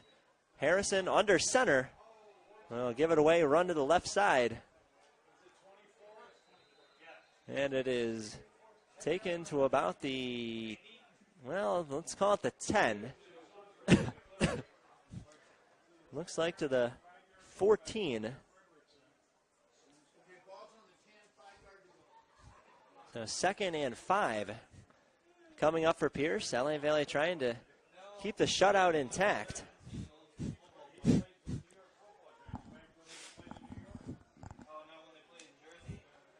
So the 3 backs out there in the wishbone. We're hearing from the Pierce statistician that this is the first time all season that Pierce is selected to use the wishbone formation. It is Mickens, the ball carrier this time, 1 yard forward to the 9. Where LA Valley able to get the tackle. Jeremy Reichner, among others, coming in to make the stop. It'll be 3rd and 4 for Pierce. Maybe 4 down territory here. I don't think a field goal does a whole lot of good for you, as they would still need a touchdown eventually to take the lead. So 3rd and 4, Pierce at the Valley 9. Potentially have 2 plays to get the 4 yards they need. Wishbone again, Harrison under center, LA Valley stuffing the blocks, keep it on the ground. It is Richards. Richards slips out of a tackle at the 6 and then is drilled from behind, but takes the ball to the 1 yard line. 8-yard run for Richards. And Pierce is going to have 1st and goal at the LA Valley 1.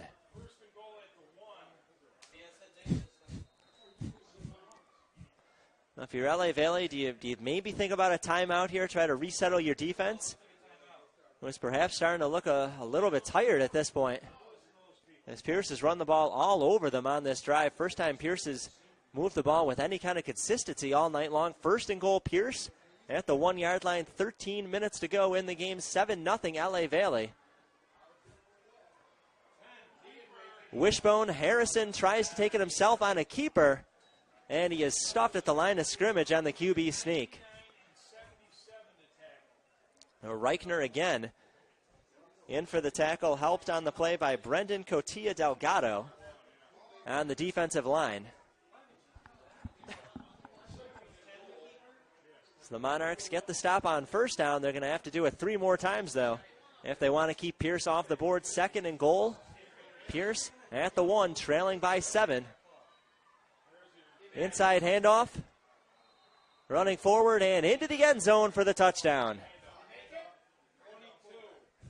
That was Mickens with the handoff. So Mickens into the end zone, 1 yard touchdown run, and Pierce an extra point away from tying this game with 12:20 to play. So injured Monarch down on the field. Marquise Mickens fought his way forward for 1 yard into the end zone out of the wishbone formation for Pierce. That gives them 6. So for the moment, pending the extra point, Monarchs holding on to a 7-6 lead. It appears the offense is going to have to do something. So the training staff working under Dennis Mastez on the field dealing with the injured Monarch. You know, Dennis Mastez, a longtime trainer at LA Valley, recently fulfilled a lifelong dream getting to work in the NFL. Is an injury spotter for the, keep wanting to say the San Diego Chargers, but now the LA Chargers. Worked a preseason game and then worked in the opener against the Miami Dolphins about a month ago. And the spotters, additional spotters in the NFL, something new this season. They have a couple extra guys up there looking for players who maybe come off the field walking a little funny. So Dennis works up in the press box. He gets a better view from the bird's eye. So the guys on the field sometimes miss something, and Dennis sees something he doesn't like. He calls down to the officials on the field and even has the power to stop play. So congratulations to Dennis getting an opportunity to use his skills in the NFL. Now, still waiting to see who that injured Monarch is. It looks like 99. I think that's Jeremy Reichner. On the ground in the end zone and now being helped up. He's going to walk off the field under his own power, as now we got to look at that jersey. It is 99, Jeremy Reichner of the defensive line for LA Valley. So 12:20 to play, and Pierce will momentarily attempt an extra point, try to tie this game up at 7.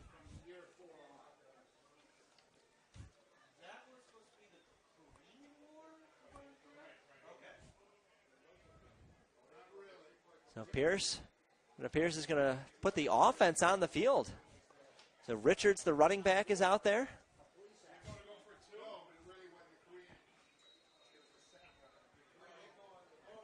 And I do not see the kicker. I do not see either Oscar Gonzalez or John Picaro on the field. That's the offense out there.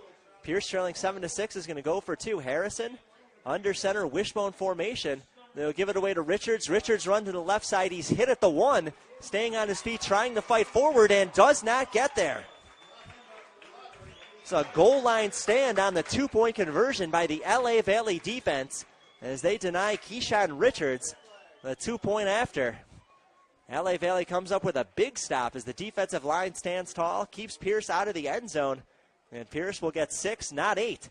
With 12:20 to play, LA Valley preserves their 7-6 lead. And we'll get the ball back offensively. 12:20 to play, 7-6 LA Valley. Leading Pierce on SportsNetUSA.net. Aaron Rosenberg with you. Luke Hobbs working the camera tonight. Glad you could join us. We'll see if we can get you a couple out-of-town scores within the conference. Allen Hancock earlier today whooped Santa Barbara up north 31-3. So Allen Hancock victorious in the first conference game of the season to them, improved to 4-2 overall. Santa Barbara at 3-3 on the year, 0-1 in the conference.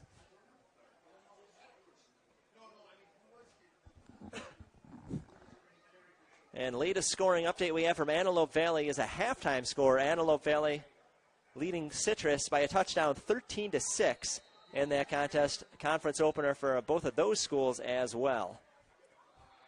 On the season, Antelope Valley is 2-3 and Citrus 1-4. Monarchs 3-2, Pierce 2-3. The kick is high, it's deep, it will sail into the end zone. And Gary Gandy will watch it take a tumble out of bounds. So 12:20 to play. LA Valley will start at the 20 following the touchback. So after neither offense had any success through most of 3 quarters, both offenses have now traded touchdowns. At the end of the third, it was LA Valley's running back Gary Gandy with an 11-yard touchdown run, put the Monarchs up 7-0. Pierce would quickly answer, though. On the very next drive, Marquise Mickens, a 1-yard touchdown run on 2nd and goal. 2-point conversion was denied, though. Keyshawn Richards, the run to the left side, couldn't get in. Held the score 7-6, so LA Valley up by a point. 12:20 to go. They will start at their 25. Following the touchback, Julius Sebastiano, the quarterback, out of the gun, hands it off to Gandy, who had that touchdown on the last drive for LA Valley, and fights his way forward for just a yard to the 26. So inconsistency all night long in the running game for LA Valley. They finally got into the end zone. Gandy with that 11-yard touchdown run on the last drive. Most yardage tonight is Baskerville, who has 36 for LA Valley, but he's gone backwards on his last few carries, and it's Gandy in the backfield again. Love the fullback in as well. Gandy gets the handoff, runs right side, gets a block from the fullback, Love, and Gandy will be marked down at the 29. So 3 more yards for Gandy. We'll set up 3rd and 6 to go.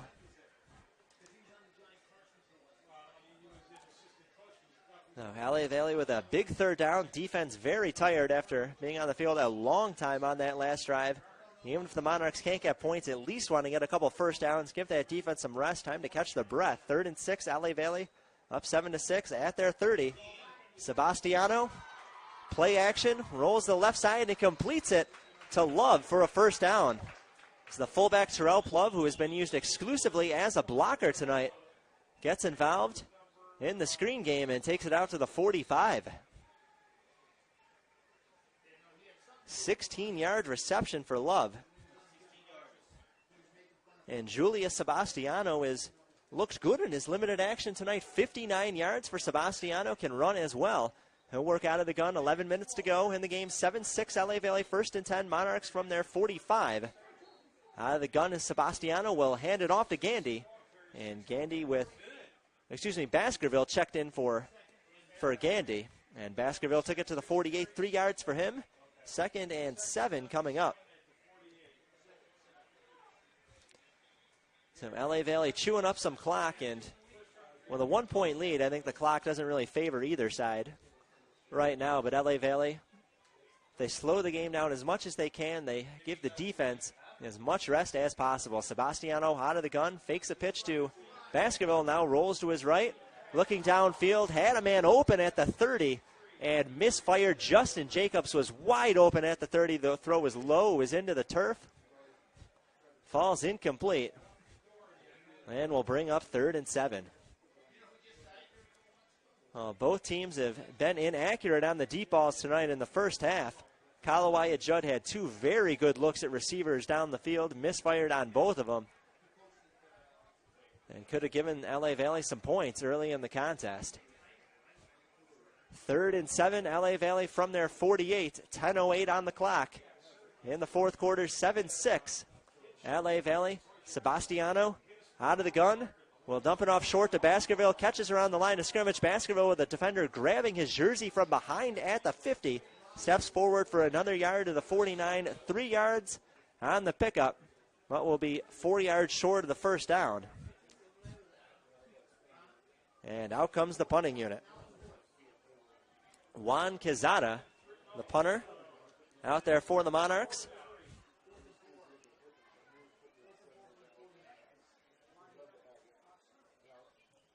And Quezada's punt off the right foot inside the 15-yard line. Fair catch called for around the 13. And Lawrence Coleman, the punt returner, arguing, saying, I never called for a fair catch. He took off with it and ran. Official quickly blew the whistle. There's confusion there as Coleman very upset. It didn't look like he was going to get much on the return anyway, as he was just running toward the sidelines, but at least wanted the chance to see what he could do. And good news for LA Valley, the injured player from the last possession, Jeremy Reichner, is back on the field in the defensive line for LA Valley. He played on the special teams unit, defending that punt return. 9.5 minutes to play, 7-6 LA Valley. And Pierce will begin at their 11. Back in the game is starting quarterback Jonathan Saverda. Or scratch that. Nope, he goes to the bench, and in comes Harrison. Harrison with a pitch to the left side, and running towards the sideline marker goes Richards. And Richards out to about the 17. We'll call it a gain of 6. As Richards, after struggling early, is now putting together a pretty nice stat line. 82 yards. Had 48 yards on the last drive for Pierce as they got into the end zone for the first time. It wasn't Richards, though, who punched it in. It was Marquise Mickens. 1-yard touchdown run, 2-point conversion failed. So Pierce still trailing by a point, 7-6. 2nd down and 5. Pierce from their 11. Harrison under center, wishbone formation. Fakes the handoff, rolling right, and overshoots a man downfield. He was looking for his tight end downfield, Travis Kuntz, a big 6'6" target, freshman out of Youngstown, Ohio. And he was open. He was ahead of both men covering him in the secondary. In coverage, it was Ferrer Adam and Ivan Myrtles.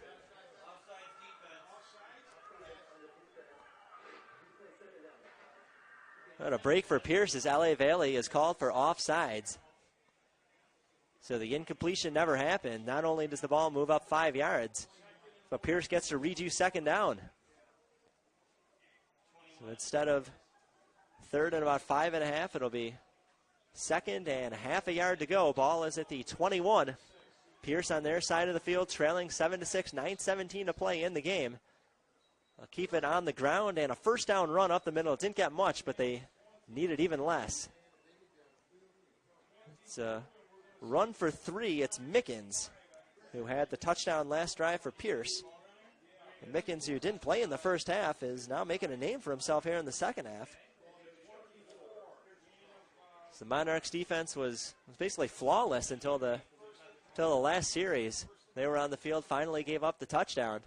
Now we'll have to rekindle some of that strength and big play potential that they had in the first half. Try to preserve this lead. Pitch to the right side on 1st and 10. Pierce at their 24.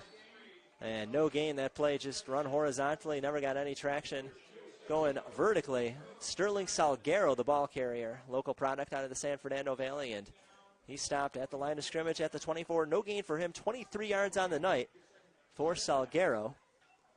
Salguero from Birmingham High School. Not too far down the 101 in Lake Balboa. Pretty close to Pierce College, which is located in Woodland Hills.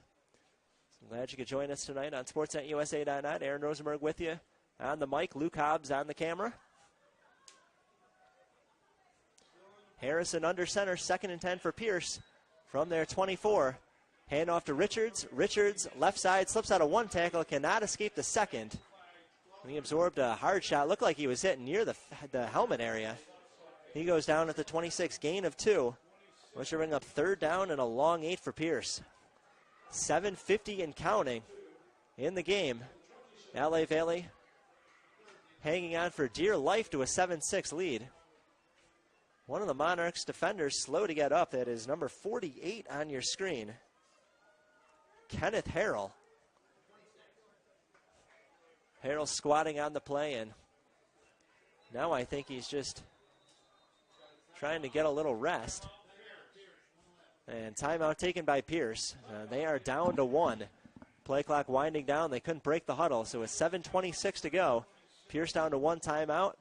LA Valley leading 7-6. It'll be 3rd and 7 for Pierce from their 26-yard line. When we come back, you're watching LA Valley College football on SportsNetUSA.net, brought to you by Miller Toyota of Anaheim, where recent grads may qualify for a $750 rebate on the purchase or lease of select new Toyotas at Miller Toyota of Anaheim. Both 4-year and 2-year degrees can qualify. More details at MillerToyotaofAnaheim.com. Located at the 91 in Euclid, Miller Toyota of Anaheim supports college sports and education. Thanks once again to Miller Toyota of Anaheim. LA Valley 3-2 on the season. LA Pierce 2-3. Conference opener in the American Pacific Conference. LA Valley's lost their last 2. Pierce has alternated losses and wins this season. 7:26 to go in the contest. 7-6 LA Valley, and Pierce facing a 3rd and 7 from their 26-yard line. All the scoring coming in the last 10 minutes of game action on the field. The officials have spotted the ball at the 27. We're ready to go. It's Harrison under center, 2 men in the backfield. Harrison, a 3-step drop back, throws to the right side, and the intended target, Damaris August, is leveled. LA Valley there, 3 guys in the area. There to deliver the shot, Kenneth Harrell was there, as was Diamond Harrell.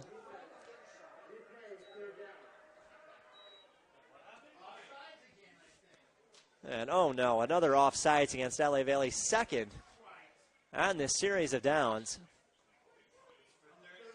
The coaches have to be furious about this. C.J. Claiborne, defensive coordinator for the Monarchs, just has to be beside himself at this point. Thought his defense had stood tall, thought they got the job done. Made a good play, and twice they've gone offsides on this drive. In a game with their offense struggling, they really can't afford to make this mistakes. Defense has to carry the way. 3rd and 3, snap from the 33, handoff to Richards, and Richards is driven all the way back to the 20-yard line. Well, forward progress will put him at the 26. It's a loss of maybe a yard on the play by the end of it, but LA Valley not fooled at all. It was almost as if they knew the play call, knew the ball was going to Richards. Richards, who's had a lot of success in the second half, 83 yards on the night, 48 yards rather, coming on that last drive, helped set up the touchdown that Mickens eventually punched into the end zone. But if Pierce is going to take a lead in this game, it's going to have to wait, as they are set to punt this one away. Punter for Pierce, John Picaro, longest tonight is 51. Set to kick it is high, good hang time, spiraling. Jeremiah Lorick backpedaling, catches at the 25. Lorick in between the hashes, 30, cuts to the left side, 35, and with a defender grabbing him from behind, fights for 1 more yard to the 36. It's an 11-yard return. 52-yard punt. That's the longest for Picaro tonight, but there are flags all over the place. Flags on the Pierce side of the field, and right now you're just hoping it's nothing against LA Valley, at least on the snap. If that's offsides, it would give Pierce a first down. If it's holding during the return, I think LA Valley would live with it just to get the ball back at this point. The official is gonna huddle up, get their conference, and we'll wait in suspense to find out what the flag is all about. At 6:22 on the clock, 7-6 LA Valley. Touchdown for each team. Monarchs kicked an extra point. Pierce went for 2. Could not convert. That's the difference in the game to this point. As it stands now, LA Valley, following the Jeremiah Lorick punt return, would start at their 36. Although there is that flag looming on the field.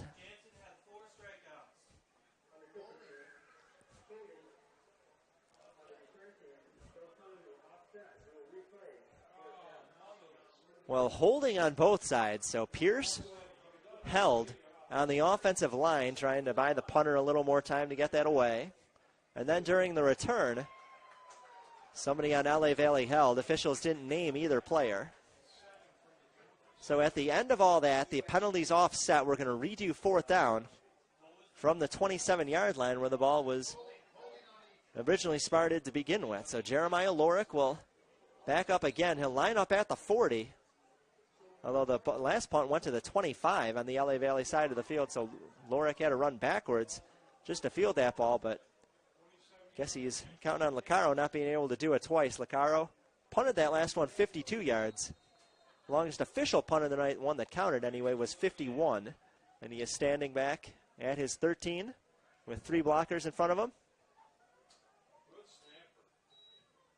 Punt is nearly blocked, but it gets away cleanly. It is fielded by Lorick at the 43. Lorick along the sidelines ahead of midfield, and Jeremiah Lorick to about the 40-yard line.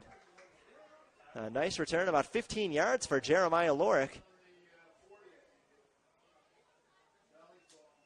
After only about a 30-yard punt, so Licaro couldn't duplicate his efforts from the last one. And the penalties end up working out in LA Valley's favor. 6:11 on the clock, 7-6. LA Valley trying to snap the 2-game schneid and retain the Liberty Bell. They've won the last 2 meetings against Pierce. Both have been blowouts. This one a nail-biter, though. 7-6, LA Valley, 6:11 to play, and they will begin at the Pierce 41. High snap over Sebastiano's head, and he has to retreat to the 42-yard line on his side of the field just to fall on the football. Oh, boy, one mistake after another for the LA Valley offense tonight.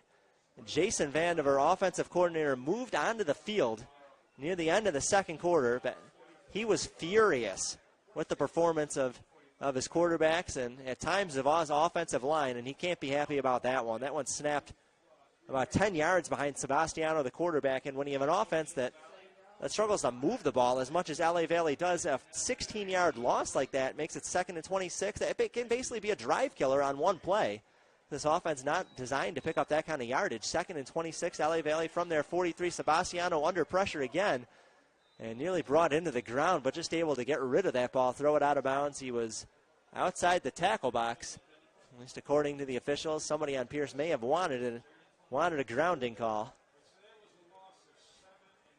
The ball did get back to the line of scrimmage, though, and it appeared that Sebastiano did make it outside the tackle box, so no flags on the field. 3rd and 26 coming up. So what do you do here? Do you keep it on the ground, try and eat up a little clock, and just play it conservatively? 3rd and 26, nothing in the playbook, at least for 3rd and 26 with the struggling offense. Sebastiano in the gun, under pressure. Dumps it off short to Lorick. Lorick catches at the 40, runs forward to the 45, and that's as far as he will get. It looked like he dove to about the 47, but I think the official's going to say the knee hit the ground at the 45, and that is all he's able to obtain. So we'll call it about an 8-yard gain for Jeremiah Lorick. And Lorick having himself a pretty good night. 6 catches, 82 yards, and has done a good job in the return game as well. Juan Quezada, the punter. High, kick is spiraling, and fair catch called for at the 20-yard line. Wesley Touse saw the pressure coming in and wisely decided he didn't want to take a hit and risk fumbling the ball on the exchange. So 4:41 to go. Pierce will have possibly their last opportunity to get into the end zone and come away with a victory. They only need a field goal to take the lead, and they had their first touchdown of the night at the beginning of the fourth quarter. It was Marquise Mickens with a 1-yard run into the end zone on 2nd and goal. 2-point conversion failed. It was a run to the left side, Keyshawn Richards. Richards had 48 yards, though, on the ground on that drive. Figures he'll get a healthy workload here on this one. 1st and 10, Pierce starting at their 21, trailing 7-6, 4:40 to play. Quick throw to the left side. Tackle missed at the 30-yard line, and running ahead Up to midfield. They're going to say he's out of bounds the 49, and that is a good thing, because that one had a shot at the end zone.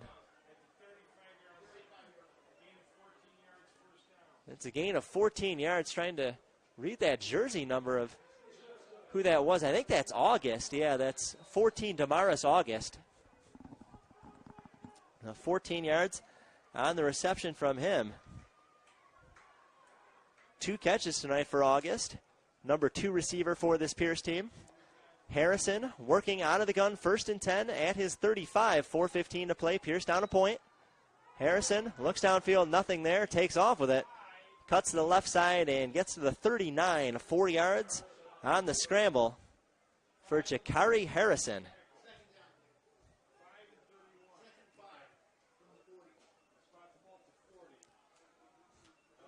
Now 2nd and 5.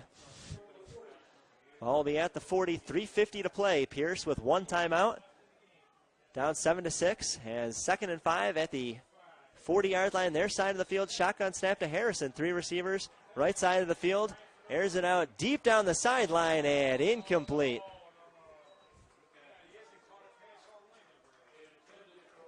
Incomplete. He was looking for Joseph Branch, leading receiver who had a career game last week. 5 catches, 146 yards, and a touchdown. But Branch has really not had an impact at all tonight. In fact, he hasn't caught a pass. He's been targeted a few times, but no receptions to his credit. So clock is stopped with 3:35 to go in the game. 7-6 LA Valley. 3rd and 5 for Pierce. Pierce at their 40. Monarchs looking for another stop. Maybe 4-down territory with Pierce down to 1 timeout. Harrison out of the gun. Harrison under pressure, being chased by Taylor Manuel, and Manuel catches up to him at the 39. Ball is on the ground, and ball is scooped up by Ferrere Adam, although they're going to say he was down. Harrison was down. He was sacked from behind. A nice bear hug from Taylor Manuel, and Harrison is down. Now, first and foremost, we hope that Harrison is okay. Don't want to see anybody hurt, but for LA Valley, what a huge play from Taylor Manuel. Chasing down Harrison from behind, getting the sack at the 39. He stripped the ball out, but Harrison was ruled down at that point. Training staff for both sides coming out to have a look at Harrison. He's stretching his left leg, into the air. And everybody hoping for the best right now. So we'll step away for an injury timeout. 3:22 to play in the contest. It'll be 4th down for Pierce. LA Valley holding on to a 7-6 lead with 3:22 to go in the contest. Watching LA Valley College football on SportsNetUSA.net.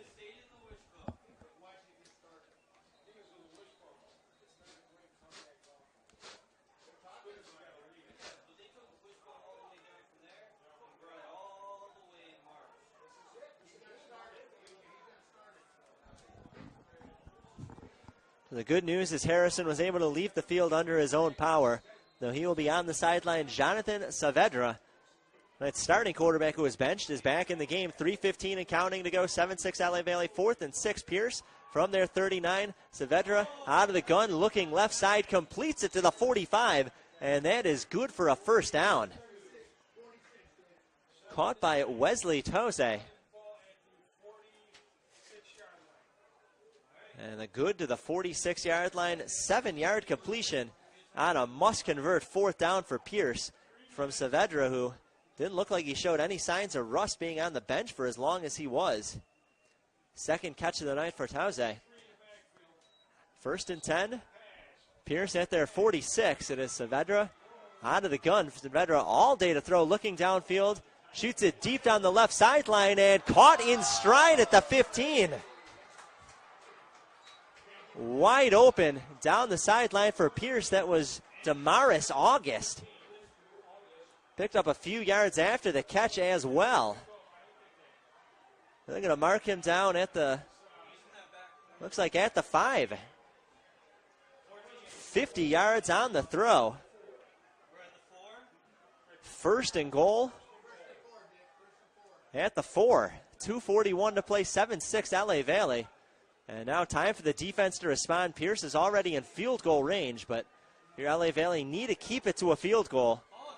Give your offense a better chance. Saavedra in the gun, gives it away to Richards. And Richards, met by a wall at the line of scrimmage, somehow stays on his feet. And Richards, who should have gone down at the 4, somehow fights his way to the 1. 3 yards for Richards, but he does inch his way closer to the goal line. And for Pierce, as we approach the 2-minute mark, they're in a great position to possibly come away with a game-tying score. Now for an offense that did nothing all night long, was shut down through 3 quarters. Pierce has produced 1 touchdown and now has moved down to the 1-yard line with different quarterbacks on each of these drives. So Saavedra will be out of the gun, 2nd and goal for the 1 for Pierce. Minute 47 to go. Richards takes a snap out of the gun from Saavedra, and Richard met behind the line of scrimmage. Loss on the play, Tyree Thompson breaking through to make the tackle. Big number 8 on your screen. A loss of about a yard will move it back to the 2. So LA Valley has 3 timeouts, and a little curious as to why they're not using them. Where you control the clock offensively, but you got to leave your offense some time to work with once you get the ball back. As Pierce is in field goal range, so I'm not quite sure what Matt White is thinking, not spending the timeouts here. But the clock is winding, a minute 5 to go. Play clock is down to 5. Saavedra in the gun. He's got Richards to his right, 3 receivers right, 1 to the left. Give it away to Richards again. Richards on the ground, runs to the left side behind his line, and Richards going to be stopped short of the goal line inside the 1. So he needed about 2.5. He got 2. And the 4th down snap will come from inside the 1. What does Pierce do? Do you trust a kicking game that has been inconsistent? Remember, this is essentially an extra point. Pierce had an extra point blocked last week in their loss against San Diego Mesa. LA Valley will finally take the first of their timeouts before 4th down. It comes with 53 seconds on the clock. LA Valley up 7-6, but Pierce is in field goal range.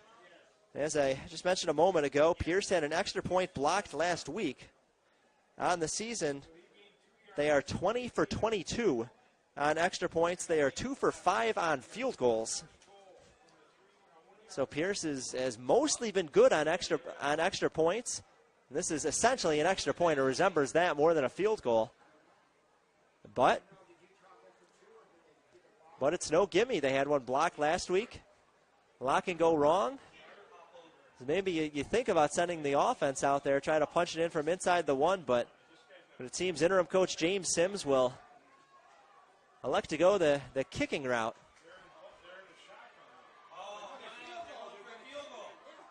So they're going to kick a field goal. Now everybody's standing up on the LA Valley sidelines, hoping for a shank. Oscar Gonzalez in to kick this one, 16 for 17 on extra points this season, 2 for 4 on field goals. This will be an 18-yarder, and it is blocked. It is blocked. The ball is on the ground. LA Valley has it at the 15. And running along the sidelines to the 30, picked up by Ferrere Adam. Well, the special teams unit could not have picked a better time to come up with their biggest play of the season. Everybody pumping fists, taking their helmets off, high-fiving on the sidelines. Nobody more emotional on that sidelines than Amir Postley. A linebacker pumping his fist, looking at the crowd, telling them to get on their feet and cheer. Postley had an interception earlier tonight, but I think the play everybody's going to remember at the end of this one is the blocked field goal that would have given Pierce the lead. So the Monarchs have had some heroics on special teams at the end of games this season. Think back 5 weeks ago against College of the Desert. The Desert had a chance to win the game on a field goal, and Desert missed that one. Game went to overtime. LA Valley eventually won it. Sebastiano found Faison Knight in the back of the end zone with a throw, and Pierce down to 1 timeout after missing an 18-yard field goal, having it blocked at the line of scrimmage. Pierce can only stop the clock once with 41 seconds, and LA Valley holding on to a 7-6 lead. So Sebastiano is in the gun, but they should be able to should be able to end the game on a second down, kneel down, assuming Pierce takes their one remaining timeout. Sebastiano goes to a knee. Pierce will call their final timeout. And with 36 seconds left on the clock, LA Valley, assuming they have a clean snap, will walk away with a victory. So it came down to a special teams play, and the special teams responded. So LA Valley set to improve to 4-2 on the season. Pierce will drop to 2-4. And LA Valley will retain the Liberty Bell, go to 1-0 in conference play. So looking at the conference standings, Allen Hancock with a 31-3 winner over Santa Barbara earlier today. Remember, both of those teams don't have lights. They only play day games up north. And Antelope Valley was up 13-6 on Citrus at the half. See if we can get an update on that score for you. And same score, 13-6 Antelope Valley now at the end of the third.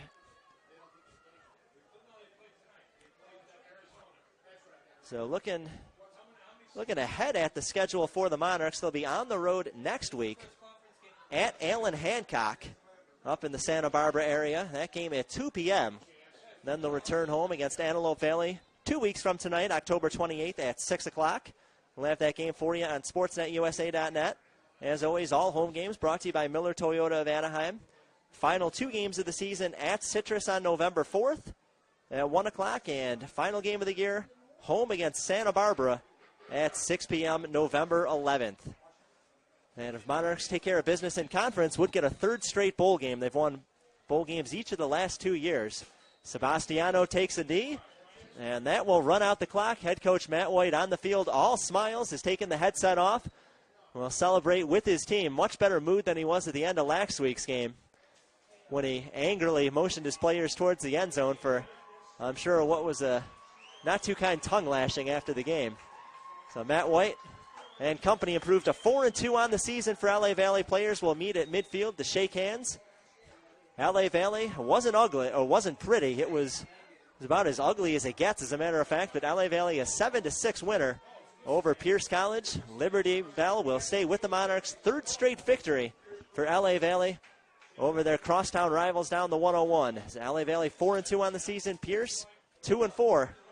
I want to thank you for joining us. Next broadcast will come October 28th against Antelope Valley, 6 p.m. I want to thank everybody for listening tonight, including Chuck Ferraro, our longtime athletic director, recovering from knee surgery back at home, about 6 weeks into that recovery period. So wishing you well, Chuck.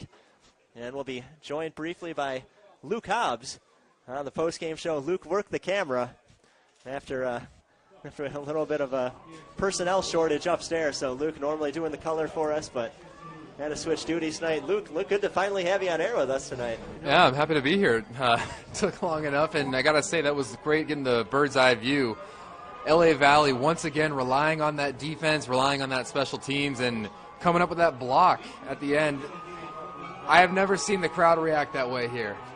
Yeah, the crowd totally into it at the end. They got more energetic as the game went on, and I think the reason for that is the game was just so ugly in the first half. Nobody scored until the end of the third quarter. Finally, LA Valley broke through. Gary Gandy, an 11-yard run, and nice one on there. I think the smart move for offensive coordinator Jason Vandiver was he decided to bring in the fullback Terrell Love on that play, get an extra blocker in there, give the offensive line some help. Love ended up making the block for Gandy to get into the end zone, and it's turned out only points of the night, but give a lot of credit to the fullback Love on that play. I think in general, both of these teams we saw tonight, when they relied on the running game, that's when things got going for them. The passing game wasn't too open for either side, and eventually that ended up being the difference. Also, one key factor that we've seen in every LA Valley game this season, the kicking game.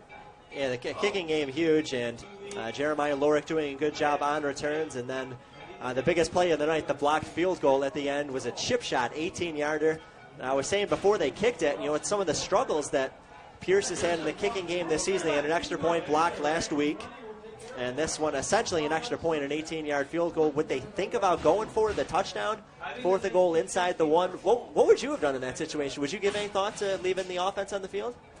Well, if I had the confidence in my kicker, I know that that's definitely what I would have done. I would have gone for the 3 points. You have to assume that's automatic. Actually being up top on the press box, coincidentally standing next to a couple of the Pierce coaches, That's what they were thinking all along. They were thinking run the ball, kill the clock, and then if we have to kick the field goal, so be it. And then LA Valley, they just came up and they made a play.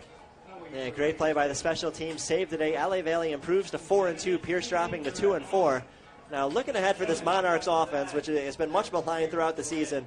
A week ago in the loss, Kalawaya Judd came in. He was the fourth quarterback to play. He looked great off the bench. He had his best game of the season, moved the ball well, 143 yards and a touchdown in that second half. And I want to say it was only on, 5 or 6 attempts as well. Yeah, and then he came out. Well, after the game, we said, for sure he's going to start next week. And then we spoke to Jason Vandiver, offensive coordinator, before the game. He said, yeah, Judd's going to start. We liked what we saw last week, kind of had a light of fire under him. That was the reason he started the game on the bench last week. So he said if he plays well, it's his job. He's going to run with it. Well, Judd didn't match what he did last week. We ended up seeing 3 quarterbacks again tonight. Julius Sebastiano led the touchdown drive downfield. I think he looked like the best of the 3 tonight. But with so much inconsistency from week to week at the quarterback position, I mean, what can they do to try to just, I think eventually they have to find one guy and stick with him in order to get the rhythm they need for this offense. Well, we've said it before and we'll say it again, the old saying, if you have 2 quarterbacks, or in this case 3, you actually have none. And it appears that they're going to ride the hot hand. Now, when you watch them all in the field, it definitely looks like Judd is the most talented. He's the one that can stand in the pocket. He can make the throws. And you know what, Sebastiano, he's actually looked good at times as well. I would expect to see him get the start next week, with Judd being the top backup, when inevitably you would expect the second-string QB will come in. You know, they'll be facing a tough defense in Allen Hancock next week on the road, 2 p.m. start. We will not have that game. Unfortunately, can't bring in the road contest this year anyway. But Allen Hancock, a 31-3 winner over Santa Barbara, started conference play today. Good offense, good defense, 4-2 on the season. Should be a pretty good matchup. And LA Valley home in 2 weeks, hosting Antelope Valley at 6 o'clock. Hopefully they'll figure out some of these offensive issues by then. But the LA Valley defense and special teams come up big tonight. And other than last week's game, which LA Valley gave up 47 points, defense has given up a total of 51 points in 5 games. And the defense is why the Monarchs are where they are in contention right now. I want to thank everybody for listening tonight. We'll catch you in 2 weeks, October 28th at 6 p.m. against Antelope Valley College. Final from Monarchs Stadium tonight, LA Valley 7 and Pierce 6. Monarchs 4-2 on the season. Catch you in 2 weeks. Thanks for listening to SportsNetUSA.net.